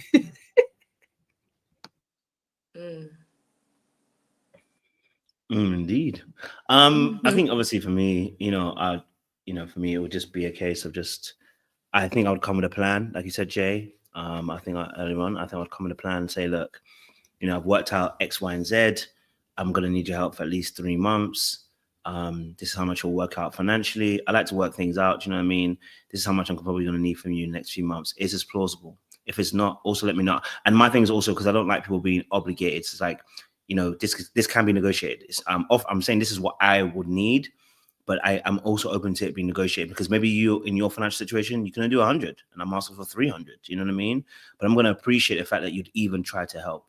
So in that house situation, you know what I mean? Like, it may be a case you may be saying, you can't have me at the house, or I would want to stay with you because that's what would help. That would be the maximum aspect of in terms of what I'll be looking for. But maybe you're saying, maybe I can't, but I can help with some rent this month, or, I'm saying, et cetera. You might have your reasons for doing it that way. So I think, again, for me, it would just be about just kind of saying, this is what I need from you. And and if I'm really honest, if I'm down to the buck and to the core, I would probably sleep in that car before I ask you for help. That's just me being a man and being very prideful in that spec. You'd probably find out when you call me and then FaceTime me and I'm in the back of the car, because it would take a lot for me to want to, if it requires me moving in with you, it would require a lot for me to be able to say that. It's a big thing. I think there's a lot of shame around me asking that as a man to the woman that I'm with. If you're not my wife in that aspect, I think that would be very difficult for me to want to ask that situation. I just have this image in my head of me coming to your house and coming with boxes and moving things into your space. And I think because I feel that way, I feel like I'm going to get irked when I start seeing them boxes. You probably going to get irked if you see them boxes. You know what I mean? So in my head, that's how it's playing out again. So I probably would be again, very unwilling to want to ask for help.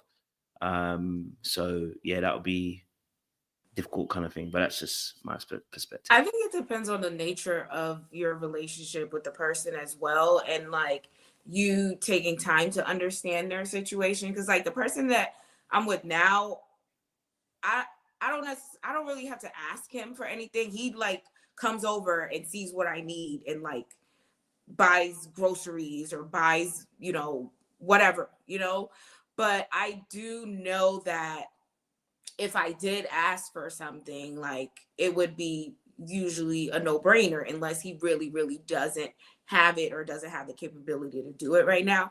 But I think going into a situation where you're not sure what the person's response is going to be, you're not sure what their situation is at the time, and then you're just asking for X, Y, and Z and making demands and then getting upset if they're saying no. But did you take time to understand what's their financial situation? What projects are, their money tied into? And then just coming in like and throwing all of your issues at them and telling them, this is what I need from you. I need you to do it now. I'm getting evicted tomorrow. Like that's crazy. That's insane. Like, why would you do that? But also, like I said, I'm somebody that does have a hard time asking people for things. Yeah. Yeah. I really, really do. Yeah. And We, it's we something that I'm working on. Like I, my man gets mad at me because I like, think, Hold on, yeah. Hold on, yeah. yeah. Hold on, yeah. Let it land. Let it land. oh yeah, I was just saying like he gets mad at me because I don't ask for certain things that he knows that I need, and then he has to come over and see like, oh, you need this, this, and this, and then go do it. So I'm working on that. I'm getting better at it, but like I the way that I grew up, like my parents were so strict, and like it would be like literally an embarrassment to them if you went to somebody's house and like asked them for something. So it is something that I'm as an adult now like kind of working to grow out of. Sorry about that. Whoever was No, trying that's to right. and That's all right. No, you will land in the plane. Go Yeah, for it, yeah. appreciate that. Yeah, definitely, it's important to identify where individuals are, because I've been on a date recently where the young lady asked me on the first date, "How are you with your finances? Are you investing? Are you saving? Do you have 401k?" And I was kind of taken back a little bit, but I was like, "Whoa, this is a little bit invasive on the first date. Let me get to know you more to actually realize if I really like you or not." Or to that degree, let me allow you to like me enough to like, okay, we'll get to that level, and I'll be able to be more comfortable to give you all of those information that you need.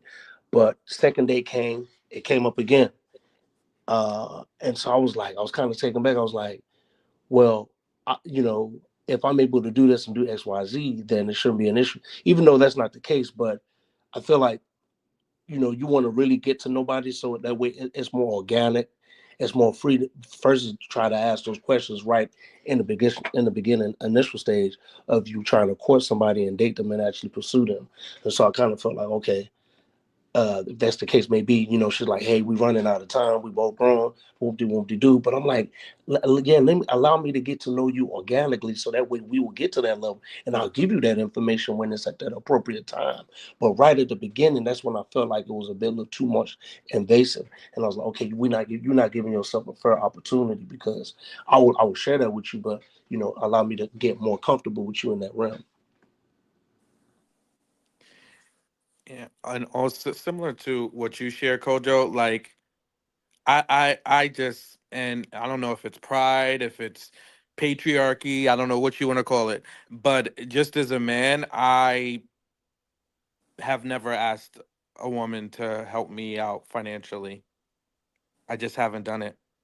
I didn't even do it, I would if, with my wife, but when I was married, I didn't, you know, like we discussed and planned our finances, but I never um went to her and there wasn't a time where I was like, "Oh, I need this," you know.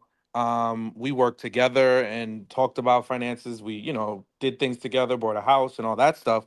So it probably would be very, very difficult you know. And to your point, Jay, yeah, it could be a privilege, right? You know, I'm speaking from a place of privilege because I've never had to, you know, from even in the relationships that I've been in. Yeah, I've just never had to do that, and I would feel extremely uncomfortable coming to a woman I'm in a relationship with, asking her, and especially to live with, you know. I just would really be challenged with that.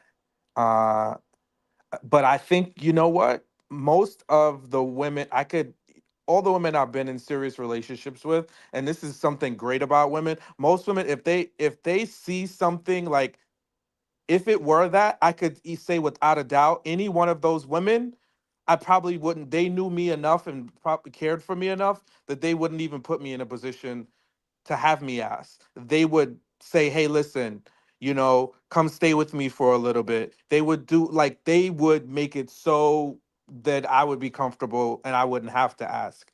I'm not saying that's how it should be. I'm just speaking just like, I think those, knowing what I know about those women, they wouldn't even have me ask because they knew I never would. Because I just would feel so bad, so embarrassed to be in that position. And that was going to bring me to another point too, Sean, because I don't want to take away from the fuller report and what she said in the way that it is. Knowing your partner and how you should ask. That's the thing, you know what I'm saying? There's certain partners that, you know, like Jessica got a partner that she don't necessarily have to ask. He's attentive enough to say, you know what, I'm going to go ahead and do it. I see it needs to be done. Let me go ahead and do it. You know, and then there's other people you got to flat out ask. I just happen to be in a space right now because my empathy be on high and people be trying to take advantage of it by suggesting. And I'm just like, nah, I'm not doing suggestions anymore because y'all keep taking up. It just takes away from me. So I'm just in a space right now. You got to flat out just ask me. More than likely, I'm going to do it for you. You know what I'm saying? If I care about you, more than likely, I'm going to do it for you. But you just got to humble yourself to ask. And sometimes that's what we need to do. We got to just humbly ask for help. You know, me and Jessica's in a space that we got to learn how to do it. I have a different reason from growing up. Is I didn't want to be a burden. I just watched people struggle around me. My dad lost his job early. I just didn't want to be a burden on anybody. So I just didn't ask for anything. I figured out ways to get it for myself. And that just made me the way I am, to whereas to this day is I struggle asking people for anything because I just don't want to be a burden. But Yep. at the same time, I'm not going to come around you and be like, oh, I got a bill tomorrow. I Yep. just don't know how I'm gonna do it. I'm just not gonna do that either. You know what I'm saying? It's either I'm gonna flat out say, hey, I need $40 for this bill tomorrow. Can you help me out or not? Or whatever and stuff. I appreciate it if you can. If you can, I understand, no hard feelings. Or I'm just gonna figure it out. No. I don't like the suggestions of it all. So I'm not gonna take away from anybody. If you got a partner that you can suggest and they do it, beautiful. I love that for you. You know what I'm saying? But if you don't, you better open your mouth and say something if you need it. Like, You've been taught to be sufficient. You know, mm, we've been taught to not rely on anybody because our pride, because we've seen what it looks like on the other side many years ago when family members and certain parents were struggling. So we was always taught to be sufficient and be responsible and be accountable to where that way we could take care of ourselves and our pride doesn't get in the way. We'll be able to ask people. I'm in the same boat. I've never asked a woman money in my whole entire life, but that's just a man's pride, but at least he knows that he's taking care of business and being responsible and able to be a vessel onto the family and everybody that's around him. Yeah. No, I think you guys have and ladies as well have got to a very interesting part of the conversation, right? Because I think now we're discussing, obviously, I guess maybe the trauma that I guess a lot of us maybe are carrying, and that none of us like to ask for help and stuff like that. But I think that is a really important part of the relationships and aspect, because also the young lady did not actually ask until she was at the point of eviction. Of course, we don't know. Maybe she has one of the states where it only takes, as a good friend in the chat, Jessica, I think you were saying about, was it you said, Jessica, that some people can be evicted within 6 days or within a short period of time, depending on what state it Yeah, is? I live in Texas. So where I live, I don't know if it's everywhere, but I live in a Dallas suburb.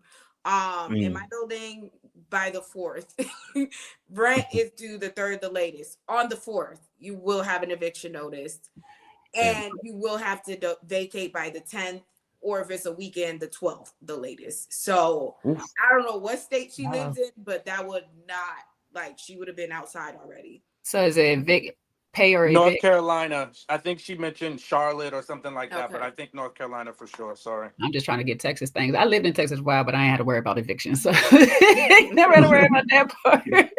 But I'm just like, is like you get the notice on your thing and you have to pay, or you literally have to be out, and that's just one time being late. You pay, if you don't pay by the time Mm-hmm. notice is on your door, they'll give you to the 12th or the 10th, depending on if it's a weekend or not, The late fee. get everything out and leave. Oh, okay. Yeah, because it's a bit different here in Cali. Like you can literally be up in there like 30 days to 60 days after or whatnot. But then by the time you get there, now you're going to court. So if the cops come knocking on the door, they'll put a lock on the door, but at this point now you're going to court and you're definitely having that eviction. So a lot of times the eviction notice is like, if you pay and get out, you pay and get out, you're fine. Like we won't give you the notice and it won't be on your record. But if you don't, we're going to court and it's going to be on your record. And yeah, That's going to affect you. Mhm. So again, I think that's some added nuance there. Obviously, I know she's not in Dallas, but it's also some nuance to maybe the situation and why it may be slightly different, depending on state or where the person's located as well. So that's also an important factor in that conversation. So, who opened the mic? Go for it. Yeah, It's me because okay, so I'm not gonna put nobody business, so I'm not gonna say who it was, but I know somebody who decided that they're gonna move with somebody who apparently was already behind on some months' rent before they did. And they was in Houston. So they was still in this high rise that they was living in for some months before the other person came. And didn't know they was having to bail them out. They didn't know they had to bail them out, and that's when the eviction came. It was about 3 months later. So that's why I'm like, is Texas just like different based off of the city or something? It's like county based. Okay. Oh, Okay. I think I know who you're talking about. Yeah. Anyway, so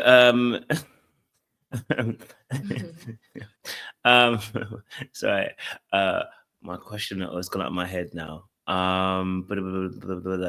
Question's gone out of my head. It will come back to me. I had one on the screen.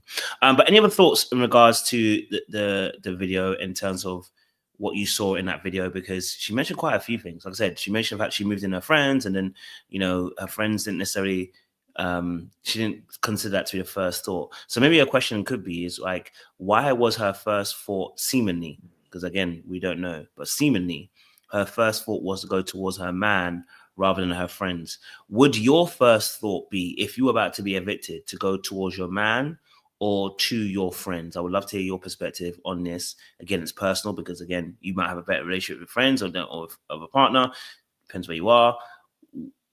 Why would the first thought be the partner, not necessarily the friends? From your perspective, it could be different for you, but how would you see it? Who would be your first point of call? I think again, going back to, it depends on the nature of the relationship. Like right now in the situation I'm in, first of all, I never want to be in a situation like that again, where I am in a long-term struggle and I have to even depend on anybody for my survival. That is an awful, awful, icky feeling, and I don't wish that on nobody. But right now it'll probably be my man, but that's because he's very sustainable. He plans years and years ahead. And, a lot of my friends, they're still very young. They're still figuring out their careers. They're still, trying to make ends meet as well. But the last time I was in a situation where I had lost my job and eviction was a possibility, like I had obviously planned on exhausting my savings, exhausting my investments and things like that. But I had already started having these conversations with my friends. Like, okay, am I going to move in with you? Are you going to move in with me? Like, how are we going to? And in the same situation, I had a friend who recently was going through a situation and she was just about to come stay with me. And she figured it out, thank God. But it would have been nothing for me to be able to lend that helping hand. And I think that's the important part of when you build healthy relationships and you have people that care about you, that really want to make sure that you're okay. And I think that everyone should have someone in their life that they have a strong relationship with, that cares about them deeply and would be able to help them out and support them if they were ever to fall in a situation like that, and vice versa, because you want to make sure that it goes both ways as well. Because one thing I hate is like one-sided relationships, one-sided friendships, where you're always that person that someone can lean on and you never get that in return. That's not healthy.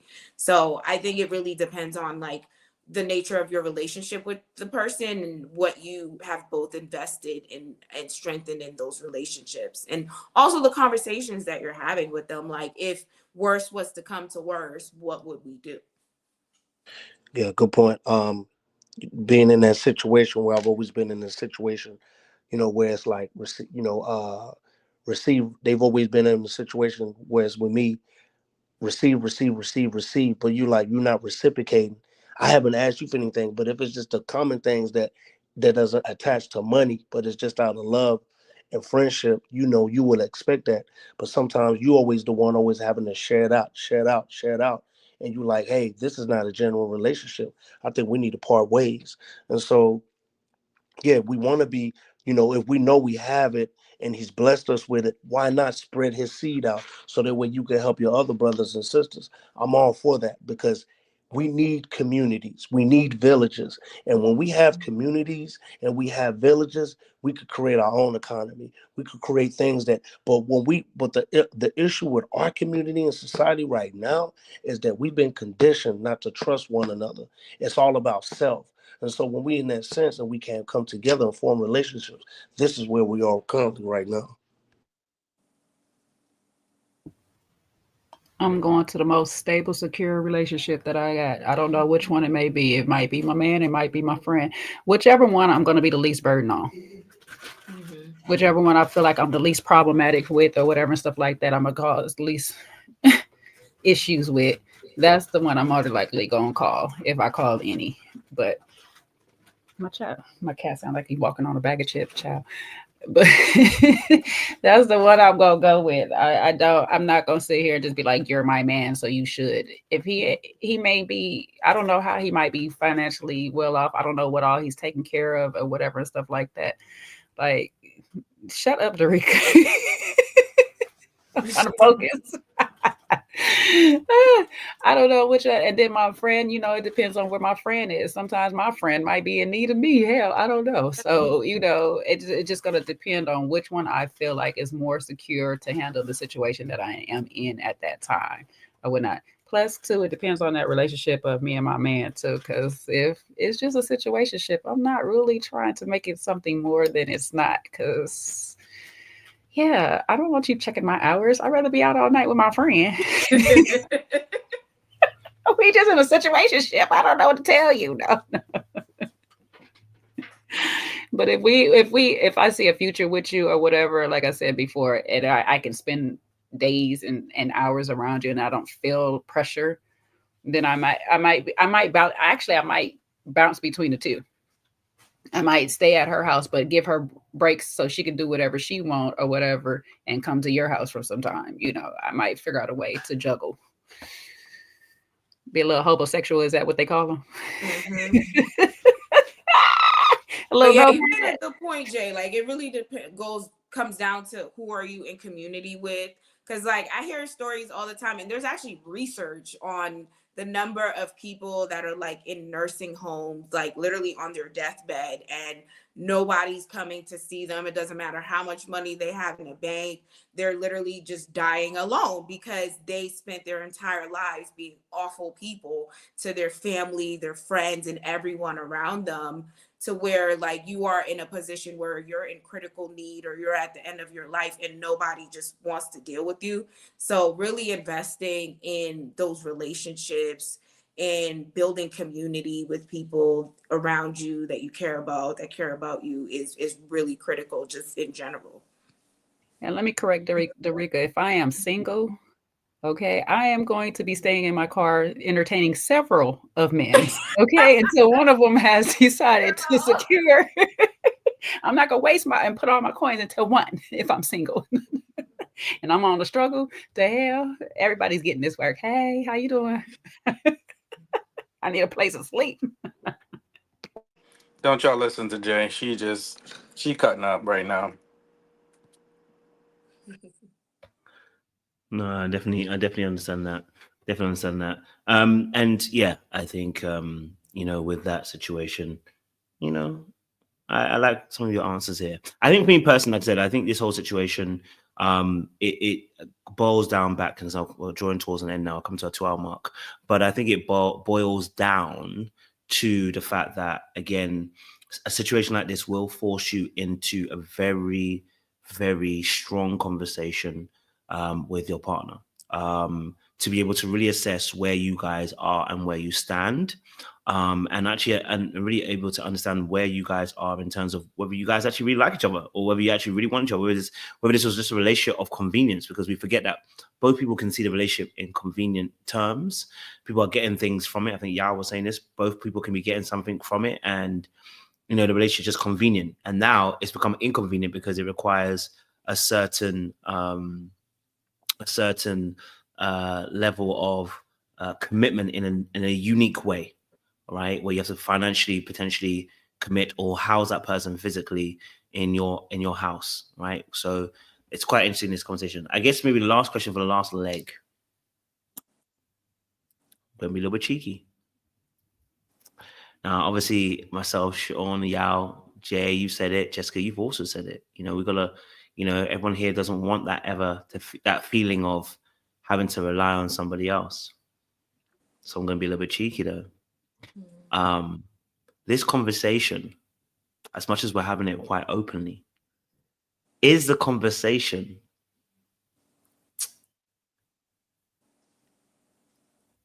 how do I say this? In essence, what I'm going to say is there more of an expectation in this scenario that the man should help you out in some shape or form because he is the man in the relationship? If we're to be fully honest, and we can ask from both sides. For the men, maybe you feel like you might feel you have that obligation, maybe not. For the ladies too, is there that feeling? I don't think necessarily it's a bad thing. It's just a thought process that we have. Is there this expectation in this scenario that may also be a double standard, that we expect the man to fill in this situation? Yes or no? I would say on a societal expectation, yes. I think that a lot of women expect men to be able to step in and fill in those gaps where they may fall short. I think in that particular relationship, from what she described, like I said before, it just didn't seem like they were on the same page.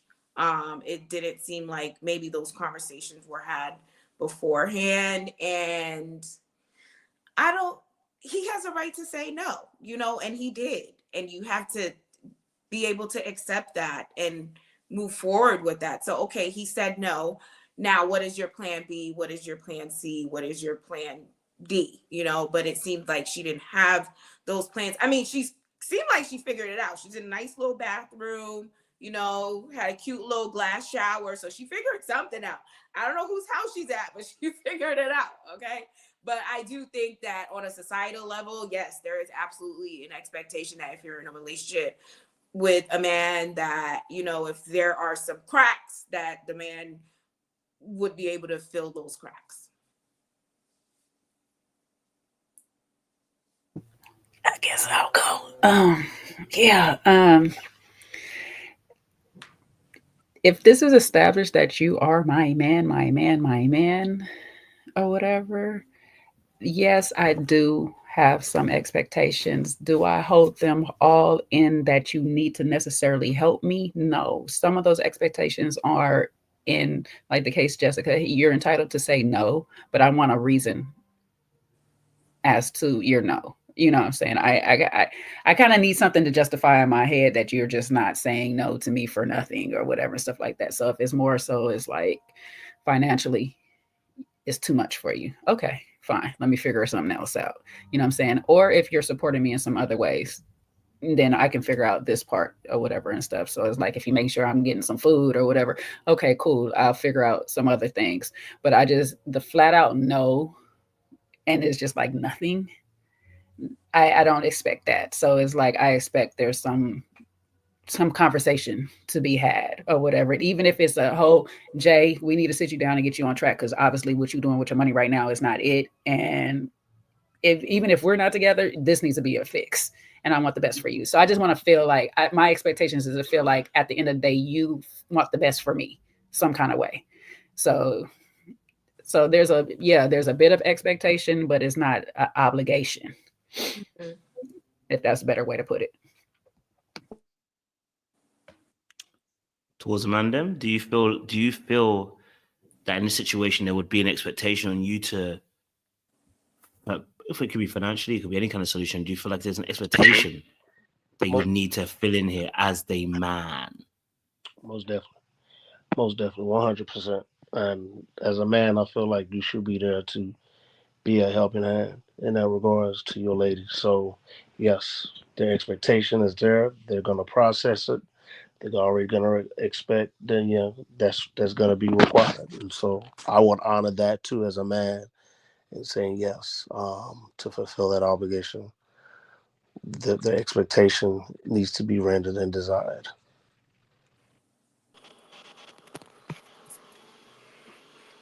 Definitely, there's a double standard, and I understand it, and I think it also depends on the nature of the relationship. So well, at least in my case, there's conditions, so it's not going to be every woman all the time, but yes, traditionally, you know the men should be supporting and helping a woman and their woman in a relationship. So so we're going back to childhood trigger traumas and teachings. Okay, so also too though, I think part of my problem is because if I'm expecting some things, I'm expecting he's expecting some things too. So now am I willing to give up what he's expecting in return? Okay. So we got to negotiate again. That's why I said we got to have a lot of conversations. You know what I'm saying? What you expecting back, so yeah. Well, listen, with the whole, I thought intimacy was supposed to be mutually enjoyable. So if I got to pay for you, then I must not be doing something right, because we both should be enjoying it. Because if that's the case, you should be hitting me off a little something, something too for doing right by you. How about a steak dinner, baby? I respect, Sean. I respect. No, but that's actually a really good point, though, Jay. I think most of us who especially who carry that trauma women do feel like if we do ask for that big favor, there will be one that will be asked of us that we may not want to say yes to, because many of us have not actually exercised our ability to say no. So just because I did a favor for you does not mean I have to say yes the next time when you want a favor. And that's hard to conceive when you've been living in a life where, you've had to be so self-sufficient that when you do actually finally ask, the reason why some of us don't want to ask is because of the fact that we feel like we might get manipulated in the next situation to have to do something in return, or we may feel obligated to do it because they helped us out somewhere. So that can be very difficult as well in itself to navigate in that space. And that's obviously some personal work that we have to do as well. But that's actually a real thing. It's not like you were crazy for that. That's a very real thing in that space as well. I had one more question. It literally skipped my brain. I knew I should have written down, and it went past me before we ended it. But it's gone, alas. And so maybe another time we'll discuss this furthermore. But I think you guys have really highlighted some really great points in this conversation. Okay, we listened and we didn't judge, and we appreciate that. We listen and we don't judge. Out loud. That's right, because I'm definitely judging. But it's 2025. It's a year of clarity. Okay, all right. So some things are going to be clear in 2025. That's what we're looking to do from further out. So later on this week, we'll do another live again for you guys. I know that I want to talk about the recent thing. It's probably more dark arts, but the more recent situation that's come about with is it Tory Craig's and Meg Thee Stallion situation? You know, What'd you say his people name was again? wasn't it? Is it not Tory Craig? It's Lane's Tory Lane. Oh no, wait. There's another guy. Isn't it not Tory Craig? Oh, she's somebody else she's dating, not Tory Lanez? Okay. She No, got she's another another guy Tory? called Tory. Yeah, she got another Tory. She likes Tories. Oh, It's not Tory Jesus. Craig. What? Yeah, I didn't know that. yeah. She got another dude, Tory Craig. And not Apparently he the was name almost close. I'm mad. like, hey, she this I lady. know. Okay, I She don't was know about mad. it, so I need to hear about it. Yeah, I'll send you the that. thing. I'll send you that thing. And then obviously as well, there's another situation going on with Joy from Fox. Apparently from her quote unquote using her sexuality to sleep her way to the top. And then that's another situation as well. So probably So later a on woman the can't week. use what she got to get what she want. Ronnie taught us that I in was Club. I was all for it. I said, listen, do what you gotta do if you want to do that. Just know that there can be ramifications, play your game, it's dark arts. I've always said if you want to do, there's always ramifications when you do it. But if that's that's your prerogative, that's your prerogative. So long as it was consensual by all parties, that's on you. It's a dangerous game, but thingy. So yeah, we'll talk about this probably another video as well. Just giving another woman is hating on her. Well, could be. We'll discuss it in the next live. Sean, if you can give us a benediction, and we'll crack on. All right, this is going to be a tough one, So, like everybody said, we listen and we don't judge, but we need to discern. So I think in our relationships, it's so important that we discern and we understand the true nature of the relationship. We also need to not necessarily unload our burdens on somebody else's doorstep. So if you have burdens, make sure that you are taking care of them before you try to offload them on someone else. And be careful of what you ask, because you could get a no. Back to you, Coach. Thank you very much, Sean. Appreciate that. Listen, audience members, been amazing. Thank you for joining us tonight. I know it's a bit of an impromptu one as well. Thank you for Jessica, Jay, Yao. It's good to see you on here as well. Jessica and Yao, we welcome you again to come back again anytime. And we'll look forward to hearing from your perspectives once more. Listen, audience, thank you so much. We will be back later on in the week to discuss and to divulge some more topics as well. Make sure you don't do anything I wouldn't do. There's not a lot that I wouldn't do. Okay. I'm changing. There's a lot I wouldn't. I was gonna say, Coach, you're a changed man now. You doing? I'm a changed man. I was joking. Yes, claim it. I was joking. I'm a changed man. There's So a there's a lot lot of things that I you wouldn't wouldn't do anymore. before. Yes, but now there's a lot of things I won't do. Okay, for the safety and the sanctity of my spirit. All right, folks. I appreciate y'all. Stay blessed, and we'll see you again later on in the week. Much love, much appreciation. Ta-ra, ta-ra.